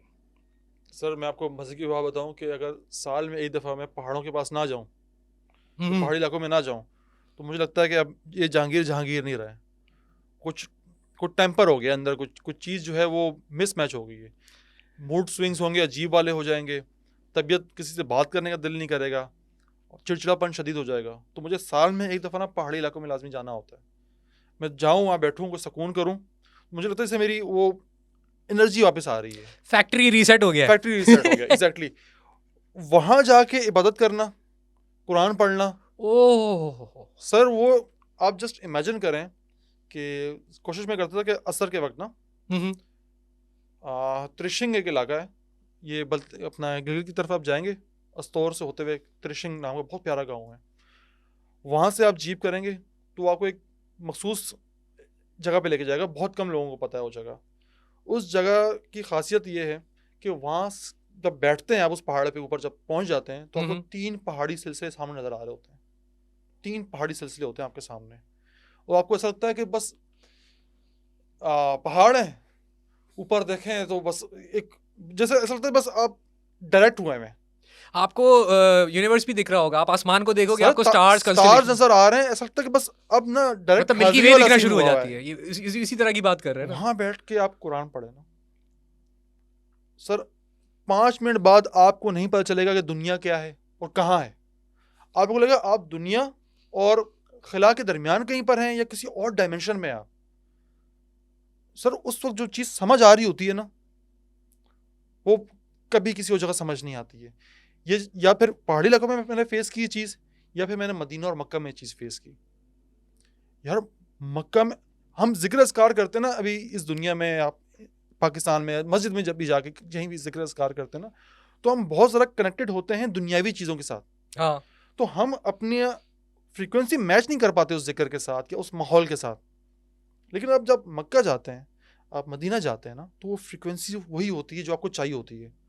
वहाँ बैठ के पड़ा हुआ एक सुभान अल्लाह जहाँ आपको हिट कर रहा होता है कि कहीं जाके हिट हुआ है, आप दुरूद पढ़ रहे हो, कहीं जाके हिट हुआ है और वापस आपके अंदर आके घुसा है। मुझे कभी नसीब नहीं हुआ है सर, मैं इसकी दुआ करता हूँ कि मुझे हज नसीब हो। मैंने वीडियो कॉल की काजी को जब मैं उम्रा करने गया, और पहला उम्रा तो मैंने वो नीचे किया क्योंकि मैंने एहराम बांधा हुआ था। अगले दिन मैं बिना एहराम के चला गया, तो बिना एहराम वाले को अंदर नहीं जाने देते, आपको ऊपर जाके करना है। ठीक है। अच्छा, अब मैं चक्कर लगा रहा हूँ, पहले चक्कर, और मेरी नज़र पड़ती है काबा की तरफ। सर ऐसा लगता है जैसे आप काबा को और काबा आपको देख रहे हैं। सुभान अल्लाह। जैसे ना सबको छोड़ के, मैं हर बंदे को ये फील लगता होगा मुझे ही देख रहा है। और आप सिर्फ क्या बोल रहे हो? लब्बैक। यार वो मैं भी कोई राग नहीं बजा रहे, सीन हो गया। Exactly. कोई राग नहीं बजा रहे, कुछ नहीं कर रहे। अच्छा, इसके लिए फिर हमें घुसना पड़ेगा सेक्रेट ज्योमेट्री में, वो किसी और पॉडकास्ट के लिए टॉपिक रखते हैं। लेकिन काबा सिर्फ सिंपल करके समझाऊं तो एक चीज़ होती है जिसे गोल्डन रेशो कहते हैं जी। ये फोटोग्राफी में बहुत यूज़ होता है। It is one of the most easiest ways to stabilise an image, कि इमेज देखने में स्टेबल लगती है। और सबसे ज़्यादा अगर किसी को समझना है ना कि इस्लाम हक मज़हब है या नहीं है, तो वो ये कैलकुलेट करे कि काबा अर्थ पे कहाँ पे प्लेस्ड है, क्योंकि वो परफेक्टली 1.618 के रेशियो पे, उस गोल्डन रेशियो पे प्लेस हो रहा है। ऐसे है जैसे पूरी दुनिया की जो एनर्जी है वो काबा की तरफ कॉन्सेंट्रेट हो रही है और काबा से यूनिवर्स में कहीं जो है ना ब्लास्ट की जा रही है। ऐसा है जैसे कोई एक कनेक्शन बना हुआ है जिसमें बायलैटरल कम्युनिकेशन हो रही है, मतलब इन्फॉर्मेशन जा भी रही है और आ भी रही है। हज़रत आदम अलैहिस्सलाम ही थे ना जिन्होंने सबसे पहले काबा की बुनियाद रखी थी, इसलिए रखी थी क्योंकि वो उनको पता था कि ये अल्लाह ताला का घर है। अब इसको थोड़ा साइंटिफिकली देखें तो वो एक ऐसा पॉइंट ढूंढ रहे हैं। हज़रत इब्राहीम अलैहिस्सलाम, हज़रत आदम अलैहिस्सलाम सर। अच्छा, मैं अभी रिसेंटली ये रिसर्च करना शुरू हुआ, वरना मैं इतना घुसा नहीं था। मुझे इसका प्रॉपर एक डिटेल, अगर इसका पूरा बन जाता है तो हम मिलके उसके ऊपर कोई एक्सप्लेनर वगैरह बना लेंगे। लेकिन हज़रत आदम अलैहिस्सलाम को जब दुनिया में भेजा गया है तभी उनको कह दिया गया था कि एक तो आपने काबा बनाना है, दूसरा आपने मेक श्योर करना है कि जितनी नॉलेज आपके पास है वो आप सब में सही तरीके से ट्रांसफ़र कर दो, ताकि इंसान की सिविलाइजेशन जो है वो सही डायरेक्शन में जाए।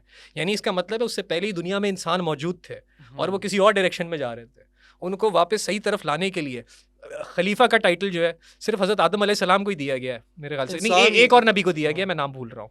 लेकिन खलीफा का टाइटल उनको इसीलिए दिया गया था क्योंकि उनको भेजा गया था कि इंसान जो है, जो जिनो इंस हैं, जो इस वक्त दुनिया में मखलूक पैदा हो रही है, उसको सही डायरेक्शन में लेके आओ। क्योंकि जो नॉलेज हज़रत आदम अलैहिस्सलाम के पास थी वो इम्पॉसिबल था कि आप नॉर्मल एवोल्यूशन के ज़रिए या साइंटिफिक एक्सपेरिमेंट के ज़रिए हासिल कर पाओ। सबसे मशहूर तो उसमें वही था बिस्मिल्लाहिर्रहमानिर्रहीम है, जिसका मतलब उस पर मैं क्या बोलूँ सर, उस पर तो मैं तो अब कोई ऐसा काम ही नहीं करता जिसमें मैंने बिस्मिल्लाह पहले ना बोला। सर वो लास्ट मैंने वीडियो भी बनाई थी शम्सुल मारिफ पे, तो वहाँ भी मैंने जिक्र किया था बिस्मिल्लाह के बारे में। और मसला ने हमने ना बहुत सारी चीज़ों को ना बहुत छोटा समझ लिया है, उसको बहुत फॉर ग्रांटेड ले लेते हैं। जब आप फॉर ग्रांटेड ले लेते हैं, उसकी वो अहमियत नहीं समझ पाते, तो आप पे उस तरह असर भी नहीं कर पाती चीज़ें। आपको बारहा कहा गया है कि हर काम के आगाज से पहले बिस्मिल्लाह पढ़ो, काम हो जाएगा। आपको इसमें आज़म की तलाश है। क्यों तलाश है? कि उसको करने से काम बन जाते हैं। यहाँ अल्लाह पाक कह रहे हैं कि हर काम के शुरू में बिस्मिल्लाह पढ़ो, मतलब खुले हिंट मिल रहे हैं आपको कि ये पढ़ें, आपके लिए ये मोर देन इनफ है। हर शय के लिए कोई भी काम शुरू करना है, खुदा का नाम लेके शुरू करें, दैट्स इट। सर मैं आपके साथ कुछ शेयर करना चाहूँगा, ये मुझे रिसेंटली पता चला। हम इंग्लिश में वाइब्रेशन बोल रहे हैं ना, तो उर्दू में इसकी एक्चुअली ट्रांसलेशन बनती है तासीर, कि हर चीज़ की एक तासीर होती है, हर चीज़ की एक एसेंस होती है। वाइब्रेशन की जो एसेंस है, जो बिस्मिल्लाहिर्रहमानिर्रहीम की एसेंस है, वो कहते हैं ना, एक हदीस भी थी, ये हदीस है या कुरान में है, मुझे कंफर्म कीजिएगा, मैं थोड़ा भूल रहा हूँ, लेकिन अल्लाह ताला ने हजूर सल्लल्लाहु अलैहि वसल्लम से कहा था कि ये जो यहूदी हैं ये तुम्हें उस तरह से पहचानते हैं जिस तरह ये अपने बच्चों को पहचानते हैं। क्योंकि उनके पास जो डॉक्यूमेंटेशन थी और उनके पास जो नॉलेज आ चुकी थी, उसमें सेक्रेट ज्योमेट्री तो बहुत छोटी चीज़ है, वो अगले बंदे की वाइब्रेशन से पहचान लिया करते थे कि ये किस नस्ल का है, इसने आगे जाके क्या गंदगी करनी है, क्या अच्छाई करनी है। अब सोचे, बनी इसराइल एक ऐसी कौम है जिस पे ये सारे उलूम खोल दिए गए थे, और उनको जो सबसे बड़ा इल्म दिया गया था वो ये था कि बिस्मिल्लाहिर्रहमानिर्रहीम हिब्रू ज़बान में जो था वो फिर बाद में उनसे उठा लिया गया। आई थिंक इस पर भी आपसे मेरी एक दफ़ा बात हुई थी, वो ये इन्हीं की बैरूनी रहमतुल्लाह अलैह की किताब है जिसमें उन्होंने उस नाम को जो है अरबिक में कन्वर्ट किया था। ये मैं बार बार ये नाम भूल जाता हूँ। ये इल्म उठा लिया गया था। अब इस इल्म की मैं थोड़ी गहराई में घुसने की कोशिश की तो मुझे रियलाइज़ हुआ कि ये जो नाम है, इस नाम को लेने से आपको पता चलता है कि आपके आसपास जो लोग हैं उनमें दो ऐसी सिफ़ात हैं जो सिर्फ नबियों में होती हैं, जिसमें एक रहमान की सिफत है और एक रहीम की है। रहमान और रहीम ये दो सिफत इंसान में आपको कभी एक साथ नहीं मिलेंगे, आप नोटिस कीजिएगा। या तो इंसान रहमान होगा या फिर रहीम होगा। रहमान और रहीम दोनों एक साथ, या तो औलिया कराम होगा या कोई बहुत ही पहुंचा हुआ सेंट हो गया, या फिर नबी है जिनमें आपको ये मिलेगी। ये सबसे पहला इंडिकेटर है चेक करने का कि जो बंदा है वो वाकई में नबी है या नहीं। और इसलिए जो है बनी इसराइल छेड़ने के लिए, तंग करने के लिए भी हजूर सल्लल्लाहु अलैहि वसल्लम के पास आते थे, उनसे टेढ़े टेढ़े सवाल पूछते थे, उनसे चीज़ें मांगते थे और हजूर मजबूरन पर दे दिया करते थे। मैं एक इसमें किस्सा भूल रहा हूँ, मुझे रिवीजन करके बैठना पड़ेगा। एक ये मेरे ख्याल से सूरह बकरा के अंदर ही ये है। वो अक्सर जो है यहूदी जब आके बैठते थे, हजूर सल्लल्लाहु अलैहि वसल्लम जब वास कर रहे होते थे तो रायना रायना बोला करते थे। अब अरबी के अंदर रायना का मतलब जो है, रायना और राइना मतलब ज़बर ज़ेर के फ़र्क से ऐसा हो जाता है कि एक रायना जो है उसका मतलब बन रहा है कि मुझे समझ में आ गया, और एक राइना है जिसका मतलब ऐसा कुछ बन रहा है कि तुम बेवकूफ़ हो या तुम्हें अकल नहीं है। और वो यहूदी बिल्कुल पीछे बैठ के बोल रहे होते थे, तो हजूर सल्लल्लाहु अलैहि वसल्लम को उस वक्त सुनाई नहीं दे रहा होता था क्योंकि आवाज़ कर रहे होते थे, बातें कर रहे होते थे। तो ये सूरह बकरा के अंदर ये कौन सी आयत है, मैं आयत नंबर भूल रहा हूँ, तो आप जाके चेक कीजिएगा। तो अल्लाह ताला की तरफ से आयत नाजिल हुई थी कि इनसे कहिए कि तारीफ़ में रायना ना बोले, उनजुर ना बोले। जब एक रहमान और रहीम की सिफत एक इंसान के अंदर एक्टिवेट हो गई तो सर उस इंसान के पास कोई भी जाएगा कुछ भी मांगने, वो कभी आपको खाली हाथ नहीं जाने देगा। वो पूरी कोशिश करेगा कि ये मेरे पास आया, इसका मतलब है अल्लाह ताला ने इस बंदे को मेरे लिए एक फ़ज़ल बना के भेजा है कि मैं इसकी मदद करूँगा तो अल्लाह ताला अपनी नेमतें मेरे पे खोलेगा। अब ये वाला इल्म यहूदियों के पास होने के बावजूद उन्होंने आज तक मेरे ख्याल से हजूर सल्लल्लाहु अलैहि वसल्लम को तस्लीम नहीं किया है, ना। क्योंकि उनका प्रॉब्लम दूसरी डायरेक्शन से आ जाता है। अगर उन्होंने हजूर सल्लल्लाहु अलैहि वसल्लम को एक्सेप्ट कर लिया तो उनका जितना इल्म है, जो कि हज़रत ईसा अलैहि सलाम के बाद उन्होंने मैनिपुलेशन बीच में की है, इसमें कबाला वगैरह भी आ जाता है और इसमें और भी बहुत मैनिपुलेशन आ जाती है, वो सारी की सारी इनको मानना पड़ जाएगी कि 2000 साल से हमारे जो टॉप के रबाई हैं वो हमसे झूठ बोल रहे हैं। इसलिए इस वक्त आपको ज़्यादातर जो यहूदी मिलेंगे ना, जो हाई प्रैक्टिसिंग यहूदी है सर, आपको मैंने इनकी फुटेजेस देखी है, मैं कभी पाकिस्तान से बाहर नहीं गया हूँ, लेकिन इजराइल में जो जेन्युइन यहूदी हैं जो अभी भी तौरात को पढ़ रहे हैं, या आपको न्यूयॉर्क में भी मिलेंगे सर, बड़ी बड़ी मल्टीनेशनल कंपनियों के मालिक। लेकिन यहाँ तक कि नेतन्याहू को आप देख लें, उसने वो डंप फ़ोन रखा हुआ है, उसने स्मार्टफोन तक अपने पास नहीं रखा हुआ, क्योंकि उनके पास ऑलरेडी ये सारी नॉलेज है कि सिर्फ इसकी जो वाईफाई की फ्रीक्वेंसी है वो आपकी बॉडी के अंदर कितनी डैमेज क्रिएट करती है। मतलब आप खुद देखें ना, इस वक्त दुनिया में सबसे ज़्यादा जो कैंसर का प्रॉब्लम आ रहा है वो यूनाइटेड स्टेट्स की तरफ से आ रहा है, और United states is one of those countries जिसमें टेक्नोलॉजी सबसे पहले फैली थी। इंटरनेट का नेटवर्क, टेलीफोन का नेटवर्क, वायर्स का नेटवर्क, यहाँ तक कि इस वक्त जितना भी उनका खाना बन रहा है 80% खाना उनका प्रोसेस्ड होता है, ये उसमें प्रिजर्वेटिव्स डले होते हैं। हमें नहीं पता कि ये जो केमिकल डला हुआ है ये हमारी बॉडी में जाके वाइब्रेशन की क्या गड़बड़ करेगा। बल्कि जादू में भी ये कहा जाता है ना कि ज़्यादातर जादू वो होते हैं जो आप पे सबसे ज़्यादा हावी हो जाए, वो खिलाए जाते हैं ताकि आपकी बॉडी में जाके वो चीज़ फंस जाए और अब परमानेंटली आपकी वाइब्रेशन डैमेज करते हैं कि आप कभी उसे रिकवरी ना कर पाएँ। उस पॉइंट पे आके सिर्फ ये वाली बात सर, कोई ऐसा शख्स जिसने नेचर में बैठ के जिक्र और अज़कार किया हो या थोड़ा बहुत तसव्वुफ़ की कोशिश की हो, या ऐसी मतलब कोई बंदा जो नेचर का रहने वाला हो, सिर्फ सिंपल 5 वक्त का नमाजी भी होगा ना, आप उसके बराबर में जाके बैठोगे, ऑटोमेटिकली आपके अंदर की जो गंदगी है बाहर निकलना शुरू हो जाएगी, वो सॉल्व होना शुरू हो जाएगी, क्योंकि उस बंदे की वाइब्रेशन इतनी मैग्नेटिक होगी कि आपके अंदर जो गंदगी है वो उसको पुश कर करके बाहर निकालेगा। कहते हैं ना, अच्छे माहौल में बैठो, अच्छे लोगों के साथ बैठो, उसमें सबसे इंपॉर्टेंट चीज़ ये वाइब्रेशन की चीज़ है सर। क्योंकि एक बंदा है जिसने 432 पे अपने आप को साबित कदम कर लिया है, अब दूर से उसके ऊपर कोई भी चीज़ अटैक करेगी तो बजाय उसका इस पर इम्प्लीमेंट होने के, वो उस फ्रीक्वेंसी को पकड़ेगा, उसको 432 के अंदर सिंक करके उसकी तरफ वापस फेंकेगा। तलत भाई, ये अपने बड़े मज़े की बात की आपने यहूदी मज़हब के हवाले से, उनका अपने मज़हब पे अमल करने के हवाले से। हमारा सबसे बड़ा मसला पता है क्या हुआ मुसलमानों के साथ? हमने ना कोई मुकाबला बना दिया साइंस और मज़हब का, कि भाई अगर एक बंदा मजहबी बात कर रहा है तो उसको इस पर तो साइंस हराम हो गई है। मुकाबला किया हमने, जबकि मजहबी बंदा सबसे अच्छा साइंस को समझता है। एग्जैक्टली। आपने जितनी तरक्की की है ना मुसलमानों ने, golden period of golden period भी था सर, वही था कि आप अपने मजहब से जुड़े हुए थे, उसके साथ जुड़ते हुए आप तहकीक का दायरा अपना वसी करते जा रहे थे। आपने ये नहीं कहा कि साइंस काफरों की है या फलाना काफरों की। इल्म होता है, इल्म किसी मजहब का नहीं होता है, इल्म खुदाई होता है, जो ले खुदा उसको दे देता है। वो अल्लाह की खुदा इल्म के मामले में किसी से वो नहीं करता कि इसको दूंगा इसको नहीं दूंगा, जो कोशिश करेगा खुदा उसको दे देगा। अब जितने लड़के मुझसे पूछते हैं ना, आते हैं कि हम क्या कर सकते हैं बेहतर, मैं कहता हूँ यार आपके अगर ये सोचना कि मुसलमानों का भला हो, आप इल्म की तरफ जाओ, साइंस की तरफ जाओ, टेक्नोलॉजी की तरफ जाओ, अपने बेसिस पे रहते हुए ना, अपने बेसिस पे रहते हुए। यहूदियों ने यहूदियत तर्क करके इतनी तरक्की नहीं की। अगर आप ये कहते हो कि मुट्ठी भर यहूदी हैं पूरी दुनिया पे हुक्मरानी कर रहे हैं, तो आप ये देखो कि अपने रूट से कितना जुड़े हैं वो। तो इसीलिए तो हुक्मरानी कर रहे हैं। मुट्ठी भर मुसलमान ही थे जिन्होंने पूरी दुनिया में हुक्मरानी कर ली थी, क्योंकि अपने रूट से जुड़े हुए थे। सर आपने ग़ज़वा बदर याद दिला दी, 313 थे। हम लोग आजकल कहते हैं 313 दफ़ा ये नाम पढ़ोगे तो तुम्हारे मसले हल हो जाएंगे। वो एक तरह से सर हम उन 313 को तशबीहात दे रहे होते हैं ना, कि एक एक दफ़ा जो हमने अल्लाह का नाम पढ़ा, इसका सवाब उन 313 को जाए तो जंगे बदर में जा रहे हैं। इसका ये मुझे एक सूफ़ी नहीं बताया था कि ये जो आपको नंबर दिए जाते हैं, नंबर की एक्चुअल में कोई वैल्यू नहीं है। आप एक दफ़ा पढ़ोगे, एक दफ़ा में ही काम हो जाएगा। बेसिकली आप क्या कर रहे हो, आप वसीला बना रहे हो, एक वेसल बना रहे हो। उर्दू में वसीला हो गया या इंग्लिश में वेसल हो गया, कि वही है ना, हाथ से पानी पकड़ोगे तो चुल्लू भर आएगा, लेकिन अगर कोई मटका लोगे तो बहुत सारा आ जाएगा। इसीलिए आपको ज़्यादातर ये जो कॉन्सेप्ट मिलता है कि 1,24,000 दफ़ा पढ़ना है या 200 दफ़ा पढ़ना है या 786 दफ़ा पढ़ना है, आप उन तमाम लोगों को एक्टिवेट कर रहे हो और उन पे सलामती भेज रहे हो, उनके लिए दुआ कर रहे हो जो ऑलरेडी अल्लाह ताला के इतने करीब हैं कि अगर आपने सिर्फ उनका नाम लिए तो अल्लाह ताला कहते हैं, मुझे ये रेफरेंस वही ना सर, काजी साहब यहाँ पे याद आ रहे हैं, वो ये कंफर्म कर देंगे, लेकिन अल्लाह ताला कहते हैं कि मेरे से जब कोई मांगता है ना तो मुझे उसे ना देते हुए शर्म आती है। अब सोचें सर, आपका एक हिब्रू मज़हब है, उसके अलावा क्रिश्चियनिटी में भी क्रिश्चियनिटी में आपको एक्चुअली ना जो आपके प्रोटेस्टेंट्स होंगे उनमें ये दिखेगा, कैथोलिक्स में इतना नहीं है। कैथोलिक्स में फिर भी ना वो चर्च की वजह से आपके ऊपर एक दबाव डाला जाता है कि खुदा बहुत जलाली है, खुदा की बात नहीं मानोगे तो तुम पे जुल्म होगा, तुम पे जो है नागानी आफतें खोल देगा। सर 99% जो हम पे आफतें आती हैं ना वो हमारी अपनी की हुई होती हैं। हमने कोई ज़िंदगी में गलत कदम लगाया हुआ होता है, लेकिन हमारी अना हमें रियलाइज़ नहीं करने दे रही होती कि ये हमने गलत किया, इस वजह से हमारे साथ हो रहा है। तो इस्लाम में अल्लाह पाक ने कहा है कि जब इन पे कोई आफत आती है तो कहते हैं खुदा की तरफ से, जब कोई कमाल होता है तो कहते हैं तो हमारा ही कमाल था। अरे नहीं सर, इनकी जो आफत है मैं तो कहूँगा ये सारी की सारी इन्होंने खुद पे ही डाली हुई है, क्योंकि हम स्पेसिफिकली इस वक्त बनी इसराइल की अगर बात कर रहे हैं सर, सूरह बकरा के अंदर इतना प्यारा वो एक्सप्लेनेशन है। जब हज़रत मूसा अलैहिस्सलाम कोहे तूर की तरफ गए तो उसमें इसकी तफसीर में ये लिखा हुआ था, डिटेल्स में जिनकी तफसीर पढ़ी है मैं उनका नाम आपको बता दूंगा।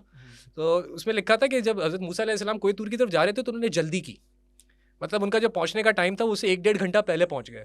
और जब वो पहुंचे तो अल्लाह ताला ने उनसे कहा कि इतनी जल्दी क्यों आ गए मूसा। तो आगे से अब हज़रत मूसा अलैहिस्सलाम देखिए, अगर हमें किसी को प्लीज़ करना है हमारी कोशिश यही होगी ना कि उसके आने से पहले, जैसे अगर मुझे आपके साथ पॉडकास्ट रिकॉर्ड करनी है, आइडियल मेरी कोशिश ये होनी चाहिए कि आपके आने से पहले मैं यहाँ बैठ जाऊँ। होता नहीं, वो अलग बात है, होता नहीं है लेकिन हज़रत मूसा अलैहिस्सलाम इस नीयत से गए कि अब मैं, या अल्लाह मुझे लगा तू खुश होगा कि मैं आपके बुलाने से पहले यहाँ पे पहुँचा हुआ और सारे काम करने के लिए आया हुआ। तो अल्लाह ताला ने पूछा तुम्हें अंदाज़ा है पीछे बनी इसराइल का क्या हाल है। तो उस पर एक एग्जैक्ट उनकी वो है, एग्जैक्ट उन्होंने जो ट्रांसलेशन बनती है वो कुछ ऐसा कहा था कि वो मुझसे 2-3 कदम ही दूर हैं। इसकी तफसीर ये बनती है कि मैं उनके साथ बैठा हूँ, मैंने टाइम गुजारा है, उन्होंने मुझे देखा है, उन्होंने अभी पूरा समंदर फटते हुए देखा है, तो ये मुमकिन नहीं है कि वो बहक जाएं। मैं जिस मुकाम पे अल्लाह ताला तू मुझे ले आया वो मेरे से 2-3 कदम ही दूर हैं।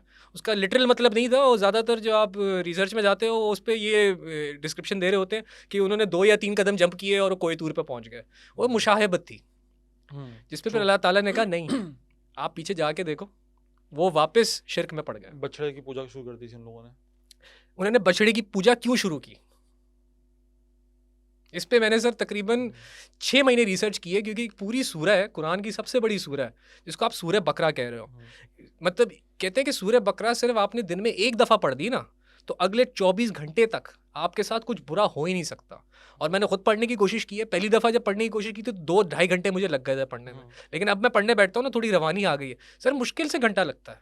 मतलब 2-2.5 घंटे का तो नेटफ्लिक्स का शो होता है सर, 1 घंटा क्या है, आप मतलब जैसी सुबह उठो बैठो ये पढ़ लो सर। जो आपका, अब मुझे वापस एटलांटिस पे जाना पड़ेगा। एटलांटिस पे जो टेक्नोलॉजी थी वो टेक्नोलॉजी कहते हैं इतनी एडवांस थी कि ये मल्टी डिमेंशनल ट्रैवल कर पा रहे थे, और अपेरेंटली उनको उस वक्त पता लग गया था कि जो अर्श है, अब ये एटलांटिस से आ रहा है, मुझे इस्लाम में इसका कोई रेफरेंस नहीं मिला, कि जो अर्श है, अर्श को जिस फरिश्ते ने उठाया हुआ है अपने ऊपर, जो सबसे बड़ा वाला फरिश्ता है, वो दिखने में बैल जैसा है कि उसकी वो शेप है, इसलिए कॉन्स्टेलेशन को भी टॉरस कहा जाता है कि वो बैल जैसा दिखने में है। इसलिए आपके जितने भी फ़िरौन गुजरे हैं, जितने भी फेरोज़ गुजरे हैं, उनका जो मेन उनकी जो तख्त होती थी उसके बराबर में एक चेम्बर होता था जहाँ पे हमेशा एक बछड़ा रखा जाता था, जिससे कोई हल का काम नहीं कराया जाता था, जिससे दूध भी नहीं लिया जाता था। उसको लिटरली ऐसा रखा जाता था जैसे वो भी फ़िरौन है। और अब बनी इसराइल को समझे ना सर, बनी इसराइल की 3 नस्लें ऐसी गुजरी जो पैदा होती ये देखती थी कि ये जो लोग हैं ये हम पे हुक्मरानी कर रहे हैं, इनकी अय्याशी लगी हुई है, इनको जो चाहिए दुनिया से मिलेगा। बल्कि यहाँ तक कि रिसर्च, ये रिसेंट आर्कियोलॉजिकल रिसर्च में पता लगा है कि उस ज़माने में भी इजिप्शियंस जो हैं पेरू से और इंडिया से कोकोआ प्लांट मंगाया करते थे। कोकोआ प्लांट वो है जिससे कोकेन बनती है। मतलब उस वक्त में उनको इस चीज़ का आइडिया था कि ये भी एक केमिकल है जिससे आप नमिंग के तौर पे यूज़ किया जा सकता है, क्योंकि कोकेन का बेसिक जो काम है वो नमिंग एजेंट है। अब जाके एनेस्थीसिया आ गया जो कि आपको और कॉम्प्लेक्स तरीके से अपने कंट्रोल करने देता है कि इससे कुछ सुन करते हैं और फिर उसको खोल के उस पर ऑपरेट किया जा सके। वरना 50-60 से पहले कोकेन को यूज़ किया जाता था। यहाँ तक कि एस्टेक्स होते थे, जब उनको इबादत के लिए किसी पहाड़ पर चढ़ना होता था, कोकोआ पत्ता लेते थे, उसको चबाना शुरू करते थे। वो चबाते चबाते 2-2, 3-3 दिन तक सफ़र करते रहते थे, उनको ना थकन होती थी ना कुछ होता था। यहाँ पे इजिप्शियंस पहुँचे हुए हैं, मतलब वो सारी चीज़ें फ़िरौन के सामने प्लेट पे यूँ सजा के रखी हुई हैं, और बराबर में एक बछड़ा रखा हुआ है, और उस बछड़े को फ़िरौन ऐसे ट्रीट कर रहा है जैसे वो भी फ़िरौन है। और सबको ये पता है कि जब तक इस बछड़े की तुम इबादत करते रहोगे, इसको वक्त पे सारा जो बेस्ट आपका जो प्रोड्यूस है पूरी दारुल हुकूमत का वो प्रोवाइड कर दिया जाता रहेगा, तो कभी डाउनफॉल नहीं आएगा। अब हज़रत मूसा अलैहिस्सलाम गए कोहे तूर की तरफ, 3-4 दिन हुए, क्योंकि वो जहाँ तक मुझे मालूम 40 दिन बाद वापस आए थे ना। अब वो 3-4 दिन के लिए गए तो उनके बीच में था सामरी।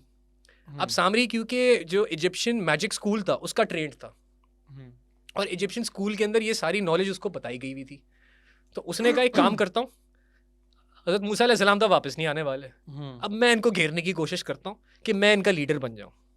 तो सामरी ने उन सारों को जाके कहा कि मूसा अलैहिस्सलाम का इंतकाल हो गया है, वो अब वापस नहीं आएंगे, तो एक काम करते हैं, सबसे पहले ना एक बछड़ा बना लेते हैं ताकि हमारा रिस्क ना रुके। एक काम करो, तुम लोग के पास जितना सोना है सारा लेके आओ। तो उस वक्त जितना भी सोना जमा हुआ उससे सिर्फ एक बछड़ा ही बन सकता था, तो उसने वो बछड़ा बनाया और सारी बनी इसराइल को कहा, जैसे तुम्हारी 3 नस्लें हैं ना, देख चुकी है कि जब इसके सामने सजदा करो तो फिरौनियत लेवल की तुम्हारे पास जो है रिस्क और पावर खुल जाती है, तो तुम इसको सजदा करना शुरू कर दो। अब उनके डीएनए में ये चीज़ प्रोग्राम थी सर, 3 नस्लों से आपके आबा अजदाद जब एक बछड़े को देख रहे हैं कि हमारे टॉप के लोग इसको सजदा कर रहे हैं, तो वो कैसे मना करेंगे।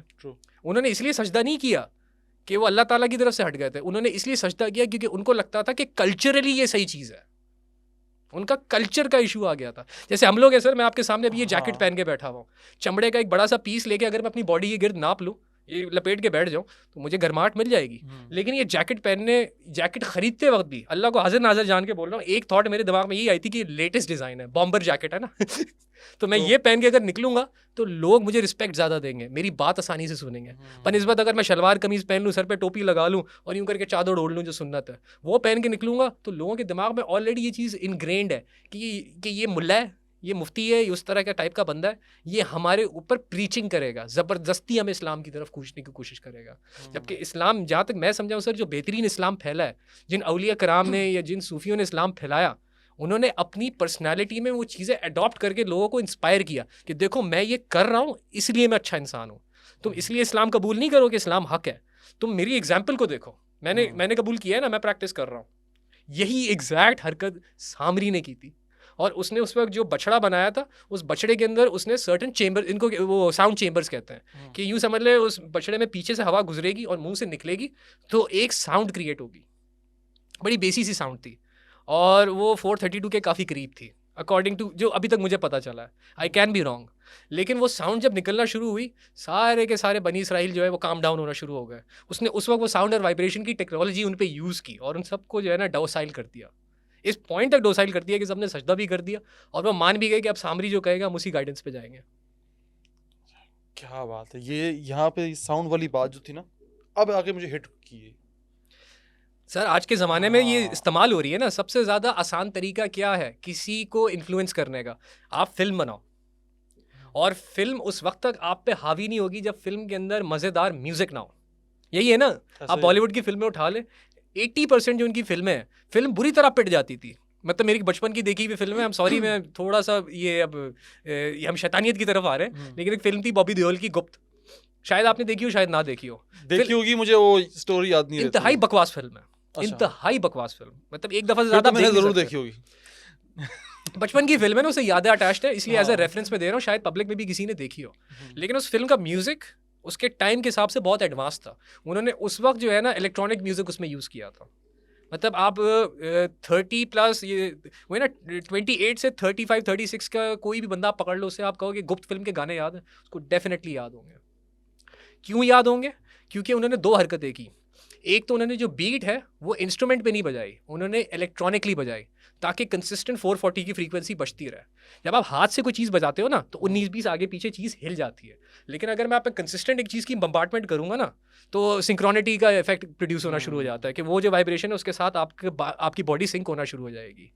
अब हिंदू आपका जो बॉलीवुड है, इसमें कॉन्सेप्ट है गीत माला का। ठीक है, गीत माला में क्या करते हैं, 3 घंटे का राग है ना, उसका जो पीक का पार्ट है वो 2 या 3 मिनट होता है, सिर्फ वो उठाएंगे, उसको 440 पे बजा देंगे। मैं ये भी नहीं कह रहा, आप मेरी बात पे यकीन करें, आप खुद सोचें, इंडियन म्यूजिक होता है माइंड में फंस जाता है, लूप पे चलता रहता है, क्योंकि उन्होंने ये रेसिपी बनाई है, और ये रेसिपी 1930s 1940s के करीब इन्होंने फिगर आउट की। क्योंकि जो पुराने उस्ताद होते हैं ना, जिनके घरानों में म्यूजिक की नॉलेज आ रही थी, वो कहते थे भाई हम ये नॉलेज सिर्फ उस बंदे को देंगे जो इसके लायक होगा, मतलब उसको मेरी शागिर्दगी में आना होगा, 8-10 साल वो मेरे साथ रहेगा, वो इस लायक होगा तो मैं उसे सिखाऊंगा। अब आ गया रेडियो, अब आ गया टीवी, अब आ गई फिल्म, और इन लोगों की अब रोजी रोटी आहिस्ता आहिस्ता ख़त्म हो रही थी क्योंकि वेस्टर्न सिस्टम पूरा का पूरा स्टैब्लिश होना शुरू हो गया था। तो मजबूरन इनको सिर्फ थोड़ी सी खाने पीने के लिए, रोजी रोटी लेने के लिए रेडियो के ऊपर आके गाना पड़ा, फिल्म के लिए आके गाना पड़ा। लेकिन जो पीछे म्यूज़िक प्रोड्यूसर बैठा हुआ है ना, वो ये नहीं देख रहा कि ये सुनने से लोगों को इनलाइटमेंट मिले, या ये सुनने से लोगों के जो है ना, वो कहते हैं ना, माइंड खुलना शुरू हो या बॉडी खुलना शुरू हो। उसका मेन टारगेट ये है कि मेरा गाना ऐसा हो कि लोग बार बार सुनते रहें। इसमें एक बहुत मशहूर नाम है उस्ताद अमीर अली खान। आपको ऑनलाइन इनकी जो है ना सारी रिकॉर्डिंग्स मिल जाएंगी। बड़े से बड़ा म्यूजिशियन होता है ना सर, जो आपका ये ईस्टर्न क्लासिकल जिसने प्रैक्टिस की हुई है या ईस्टर्न क्लासिकल का स्टूडेंट है, आप उसे जाके बोले उस्ताद अमीर अली खान, अगर जेन्युइन आदमी है ना, दिल का साफ है, वो कहेगा सर मैं आज तक उसको सुन रहा हूँ, आज तक मैं उससे जो है ना लेसन्स ले रहा हूँ। उस्ताद अमीर अली खान की जो बनाए हुए ट्रैक्स हैं, जो बनाए हुए उनकी जो मैनिपुलेशन है, जिस तरह से वो साउंड से खेलते थे, अभी तक मैंने कोई दूसरा बंदा नहीं देखा जो उस लेवल पे खेल सके। बट अनफॉर्चुनेटली प्रॉब्लम ये है कि जिस ज़माने में होते उस ज़माने में टेक्नोलॉजी बड़ी प्रिमिटिव थी, तो उनकी जो रिकॉर्डिंग हुई हुई है उतनी साफ रिकॉर्डिंग नहीं हुई हुई जितनी आपको मेरी आवाज़ सुनाई दे रही है इस माइक पे। उसमें आपको ना पीछे एक हिजिंग की साउंड आती है, और वो हिजिंग की साउंड भी बड़ी मज़ेदार साउंड है, उसको अर्थिंग की साउंड कहते हैं। वो अर्थ की वाइब्रेशन की साउंड है। वो साउंड उस वक्त तक आती रहेगी जब तक आप बॉडी को या किसी चीज़ को अर्थ नहीं करोगे कि 432 के ऊपर जो है ना उसकी जो वाइब्रेशन है एक तरह से फिक्स हो जाए। अच्छा, यहाँ पे एक मज़े की चीज़ करके मैं उसको रैप करते हैं कि कोई भी मूवी आप देखें ना, कोई भी मूवी, उसमें दो चीज़ें होती हैं, एक हीरो होता है, एक विलन होता है। हीरो ठीक है। मेरे टीचर बड़ी मज़े की बात कहते थे कि कहते हैं जहांगीर, कहानी से खौफ पैदा नहीं होता है, एक बारीकी से नोट करना, हीरो आएगा तो डिफरेंट म्यूजिक बजेगा बैकग्राउंड में। बिल्कुल बिल्कुल सही पकड़ा आपने। खुशी वाला, ताकत वाला, दोस्ती वाला। विलन स्क्रीन पे कुछ बोल भी नहीं रहा होगा, तो लेकिन बैकग्राउंड में म्यूजिक ऐसा बज रहा होगा ना कि आपको उस कैरेक्टर से खौफ और नफरत का मिला जुला फील होगा। कहते सारा गेम ये इस म्यूजिक का है।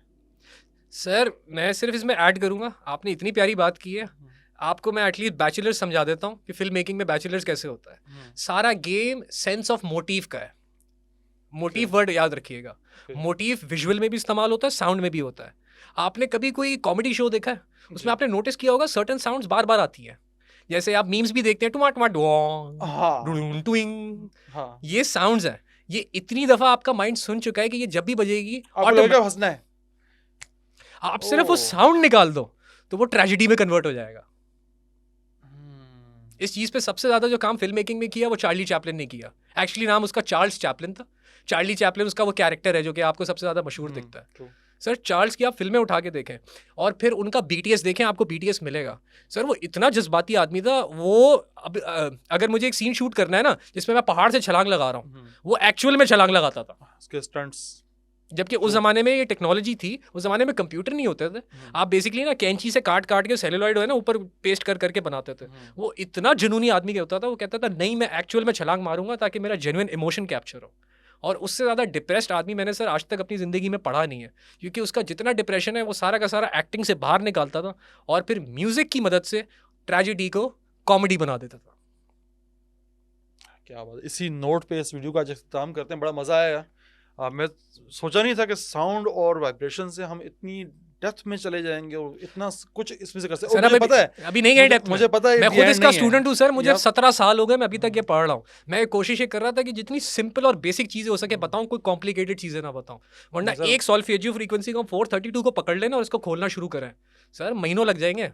सर लगाएंगे महीने इंशाल्लाह सर। हाँ, पार्ट 1 का इसको आज रैप करते हैं इंशाल्लाह, जज़ाकल्लाह। और नेक्स्ट पार्ट 2 सा करेंगे। देखते हैं आप लोग को आज की वीडियो कैसी लगी, कमेंट्स में ज़रूर बताइएगा। पार्ट 2 चाहते हैं वो भी बताइएगा। कुछ सजेशंस हो, कुछ सवाल हो, तलत साहब से करने हो, मुझसे करने हो, नीचे कह रहे हैं। आपको हर बात का जवाब मिलेगा जितना हमारी समझदानी में आ रहा होगा। आपसे मुलाकात होती है नेक्स्ट वीडियो में। तब तक अपने घर वालों का बहुत ख्याल रखिएगा। मुझे और तलत चौधरी साहब को दीजिए इजाज़त। अल्लाह हाफिज़। अल्लाह हाफिज़।